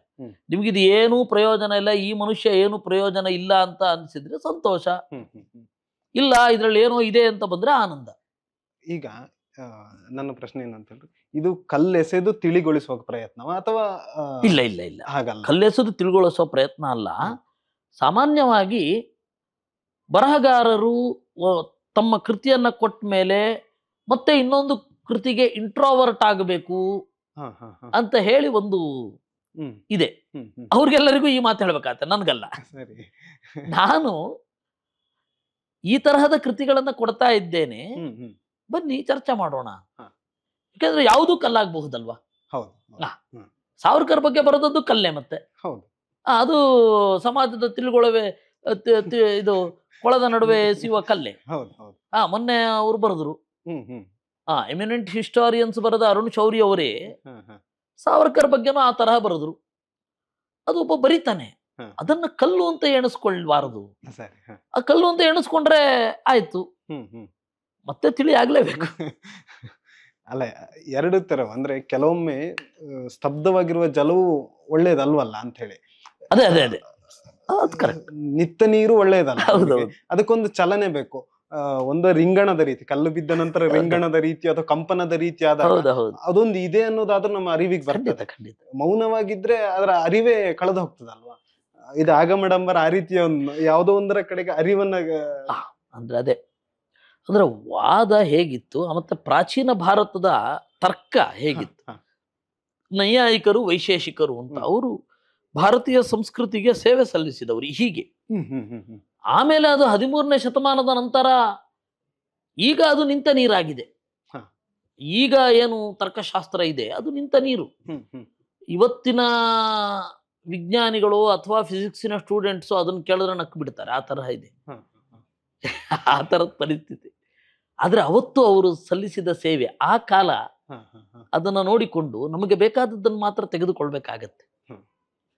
ಇನ್ನು ನಿಮ್ಮ ಮುಂದಿನ ಬರವಣಿಗೆ, ಯಾಕಂದ್ರೆ ನಾನು ಅದೇ ಕೇಳೋದು, ಇನ್ನು ಯಾವ ವಿಚಾರಗಳನ್ನು ನೀವು ಮುಂದೆ ಸಮಾಜದ ಮುಂದೆ ಇಡಬೇಕು ಅಂತ ಹೇಳಿ. ಯಾಕಂದ್ರೆ ನೀವು ಮಾಡುವಂಥದ್ದು ಅಧ್ಯಯನಗಳು ಹೇಗಿದ್ರು ಸಂಸ್ಕೃತ, ಆ ಮೂಲವನ್ನ ತರುವ ಪ್ರಯತ್ನವನ್ನು ಮಾಡ್ತಿದ್ದೀರಾ. ಅದರಲ್ಲಿ ಯಾವ್ದೆಲ್ಲ ಬರ್ತಾ ಇದೆ? ಅಲ್ಲ, ಅದಲ್ಲದೆ ಬೇರೆನೂ ಪ್ಲಾನ್ ಹಾಕೊಂಡಿದ್ದೇನೆ. ಒಂದು ಲಾಯರ್ ಬಗ್ಗೆ ಒಂದು ಸೀರೀಸ್, ಶಾರ್ಟ್ ಫಿಲ್ಮ್ ಸೀರೀಸ್ ಮಾಡ್ತಾ ಇದ್ವಿ.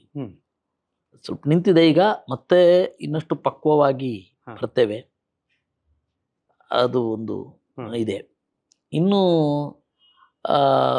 ಒಂದು ಪ್ರಬೋಧ ಚಂದ್ರೋದಯ, ಸಂಕಲ್ಪ ಸೂರ್ಯೋದಯ, ಪ್ರಚಂಡ ರಾಹುದಯ ಅಂತ 3 ನಾಟಕಗಳು, 3 ಮತಗಳಿಗೆ ಸಂಬಂಧಪಟ್ಟ ನಾಟಕಗಳು, ಇಂಟೆಲೆಕ್ಚುವಲ್ ಆದ ನಾಟಕಗಳು. ಸಾಮಾನ್ಯವಾಗಿ ಜಾರ್ಜ್ ಬರ್ನಾರ್ಡ್ ಶಾ ಹಾಗೆ ಕೊಟ್ಟದ್ದು ಅಂತ ವಿದೇಶದಲ್ಲಿ ಇದೆ.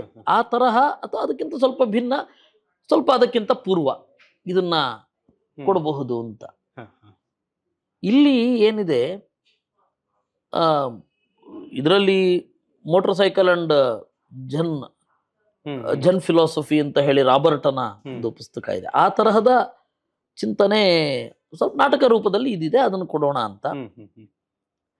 ಆಮೇಲೆ ನನಗೆ ಒಂದು ತಲೆಯಲ್ಲಿ ಓಡ್ತಾ ಇದೆ, ಇಂಗ್ಲಿಶಿನ ಆಡುಮಾತು, ನಮ್ಮ ಆಡುಮಾತು, ಸಂಸ್ಕೃತದ ಆಡುಮಾತು, 3 ಕೂಡ ಒಂದ್ ಕಡೆ ಕೊಡ್ಬೇಕು. ಈಗ ನೋಡಿ, ಅವರು ಈಟಿಂಗ್ ದಿ ಬುಲೆಟ್ ಅಂತ ಹೇಳಿದ್ರೆ ಸಮಸ್ಯೆಗಳನ್ನ ಪರಿಹರಿಸಿಕೊಳ್ಳೋದು, ಎದುರಿಸೋದು ಧೈರ್ಯ.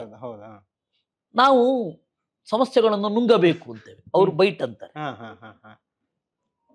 ಈ ತರಹ ಸಂಸ್ಕೃತದಲ್ಲಿ ಏನಿದೆ, ಸಂಸ್ಕೃತದಲ್ಲಿ ಸೋಮಾರಿಯನ್ನ ಪೀಠಮರ್ದ, ಹ್ಮ್ ಹ್ಮ್ ಹ್ಮ್ ಮಣೆಯನ್ನ ಕರಗಿಸುವವ, ಕುಳಿತು ಕುಳಿತು ಕುಳಿತು ಹ್ಮ್ ಹ್ಮ್ ಮಣೆಯನ್ನ ಸವೆಸುವವನನ್ನ ಪೀಠಮರ್ದ. ಹೀಗೆ ಮೂರೂ ಭಾಷೆಯಲ್ಲಿನ ಆಡುಮಾತಿನ ಸೊಗಸು ಹ್ಮ್ ಅದನ್ನ ತರಬೇಕು ಅಂತ ಉಂಟು. ಹ್ಮ್ ಹ್ಮ್ ಹ್ಮ್ ಆಡುಮಾತಿನ ಆಡುಂಬಲ ಅಂತ. ಹಾ ಹಾ ನಾವು ಹೆಂಗೆ ಯೋಚನೆ ಮಾಡ್ತೇವೆ, ಅವ್ರು ಹೇಗೆ ಯೋಚನೆ ಮಾಡ್ತಾರೆ, ಅದೇ ವಸ್ತುವನ್ನ ಹಾ ಹಾ ಹಾ ಹೇಗೆ ಎಕ್ಸ್ಪ್ರೆಸ್ ಮಾಡ್ತಾರೆ ಹಾಗೆ ಕೊಡಬೇಕು ಅಂತ ಉಂಟು. ಹ್ಮ್ ನೋಡೋಣ, ದೈವ ಸಂಕಲ್ಪ. ಹ್ಮ್ ಹ್ಮ್ ಸಂಗ್ರಹ ರಾಮಾಯಣ ಅಂತ ಹೇಳಿ ಹ್ಮ್ ಹ್ಮ್ ಹ್ಮ್ ಒಂದಿದೆ. ಹ್ಮ್. ಅದನ್ನ ಪ್ರಾಚೀನ ಎಲ್ಲ ಕವಿಗಳ ನುಡಿಯೊಡನೆ ವಿಮರ್ಶೆ ಮಾಡಿ ಕೊಡುವುದು, ಹ್ಮ್ ಹ್ಮ್ ಉದಾಹರಣ ಒಂದು ಮಾಡಬೇಕು ಅಂತ ಇದೆ. ಹ್ಮ್ ಹ್ಮ್ ಅದೆಲ್ಲ ಹೊಸ ದೃಷ್ಟಿಯನ್ನ ಕೊಡುವಂಥದ್ದು ರಾಮಾಯಣದ ಬಗ್ಗೆ, ಹಾ ಹಾ ಕೃಷ್ಣನ ಚರಿತ್ರೆಯ ಬಗ್ಗೆ, ಹ್ಮ್. ಮತ್ತೆ ಒಬ್ಬ ಫಿಲಾಸಫರ್ನ ಮೆಂಟಾಲಿಟಿಯ ಬಗ್ಗೆ. ಹ್ಮ್ ಹ್ಮ್ ನಮಗೆ ಜಾರ್ಜ್ ಬನಿಯನ್ ಗೊತ್ತು, ಹ್ಮ್ ಅವನು ಕ್ರಿಶ್ಚಿಯಾನಿಟಿಯ ಮೇಲೆ ಕ್ರಿಶ್ಚಿಯಾನಿಟಿ ಯಾವ ರೀತಿ ಜನರ ಮೇಲೆ ಪರಿಣಾಮ ಬೀರುತ್ತೆ ಅಂತ ಬಹಳ ಕೃತಿಗಳನ್ನು ಬರೆದ.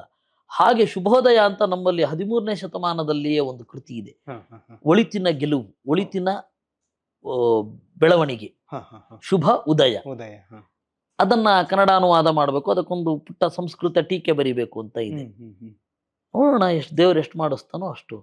ಇನ್ನೊಂದು ಏನು ಅಂದ್ರೆ, ನನ್ನ ಕುತೂಹಲದಿಂದ ಕೇಳ್ತಿರೋದು, ನಿಮ್ಮ ಅಧ್ಯಯನಗಳನ್ನ ಕೃತಿ ರೂಪಕ್ಕೆ ತರುವ ಕ್ರಿಯೆ ಮಾಡ್ತೀರಾ? ಅಂದ್ರೆ ಅಧ್ಯಯನಗಳು ಅಂತ ಹೇಳಿ ನೀವು ಮಾಡಿರ್ತೀರಲ್ಲ, ಅಂದ್ರೆ ಅದು ಈಗ PhD ಥೀಸಿಸ್ ತರ ಇರ್ತದೆ, ಅದನ್ನ ಕೃತಿ ರೂಪಕ್ಕೆ ತಂದು ಸಣ್ಣ ಮಟ್ಟಿನಲ್ಲಿ ಜನಕ್ಕೆ ಪರಿಚಯ ಅಲ್ಲ, ಆಗಮಡಂಬರದಲ್ಲಿ ನಾಟಕಗಳ ಬಗ್ಗೆ ಬರೆದಿದೆ, ಹಾಗೆ ಇನ್ನಷ್ಟು ಬರೀಲಿಕ್ಕಿದೆ.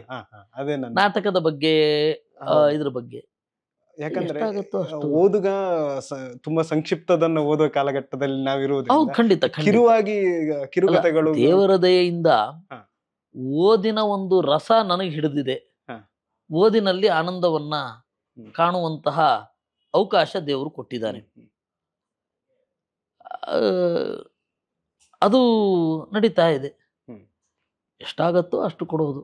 ದೇವರು ನನ್ನಿಂದ ಎಷ್ಟು ಕೊಡಿಸ್ಬೇಕು ಅಂತಿದ್ದಾನೋ ಅಥವಾ ಎಷ್ಟು ಕೊಡಿಸ್ಬಾರದು ಅಂತ ಇದ್ದಾನೋ ಹ್ಮ್. ಎಲ್ಲ ಅವನಿಗೆ ಬಿಟ್ಟದ್ದು. ಇನ್ನು ನಂಗೆ ಕುತೂಹಲ ಅಂದ್ರೆ, ವ್ಯಾಸಪ್ರಜ್ಞೆ ಪ್ರತಿಷ್ಠಾನವನ್ನು ಸ್ಥಾಪಿಸ್ತೀರಿ, ಅದರ ಇದೇ ಉದ್ದೇಶಗಳೇನು, ಅದು ಹೇಗೆ ನಡೀತದೆ? ವ್ಯಾಸಪ್ರಜ್ಞಾ ಪ್ರತಿಷ್ಠಾನ ಕೆಲವು ಸಮಾನ ಮನಸ್ಕರು ಸೇರಿ ಮಾಡಿದ ಒಂದು ಪ್ರತಿಷ್ಠಾನ. ಹಾ. ಅದರಲ್ಲಿ ನಾನಿಲ್ಲ. ಸರಿ. ನಮ್ಮ ತಟ್ಟಿ ಅವರು, ಹಾ. ಮಹೇಂದ್ರ ಅವರು, ಹಾ. ಮತ್ತೆ ಮಂಜುನಾಥ, ಆಮೇಲೆ ಸಂದೀಪ್, ಹ್ಮ್ ಹ್ಮ್ ಗುರುಪ್ರಸಾದ್, ಹೀಗೆ ಹಲವಾರು ಜನ, ರಮೇಶ್ ಅಂತ ಹೇಳಿ, ಹ್ಮ್ ಹ್ಮ್ ರಮೇಶ್ ಜಹಗೀರ್ದಾರ್ ಅಂತ, ಹ್ಮ್ ಹ್ಮ್ ಹ್ಮ್ ಅವರೆಲ್ಲರ ಸಂಘಟಿತ ಪ್ರಯತ್ನ. ಹ್ಮ್ ಹ್ಮ್ ಹ್ಮ್ ಇದರ ಹಿಂದೆ ಪ್ರಭಾಕರ್ ದೇಶಪಾಂಡೆ ಅಂತನ್ನುವವರ ಬೆಂಬಲವೂ ಇದೆ. ಹಾ, ಹಾ. ಇವರೆಲ್ಲ ಸೇರಿ ವಿಭಿನ್ನ ಕೃತಿಗಳು ಅಂತ ಏನಿದೆ ಹ್ಮ್. ಅದನ್ನ ತರಬೇಕು, ಹ್ಮ್ ಹ್ಮ್ ಹ್ಮ್ ಜನರ ಮುಂದೆ ಇಡಬೇಕು.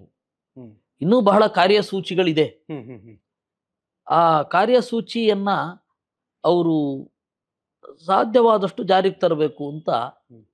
ಮಾಡಿದ್ದಾರೆ. ಹಾ. ಕೆಲವು ವರ್ಷಗಳ ಹಿಂದೆಯೇ ಅದಾಗಿತ್ತು, ಹಾ. ಕಾರ್ಯ ಈಗ ಶುರು ಆಗಿದೆ.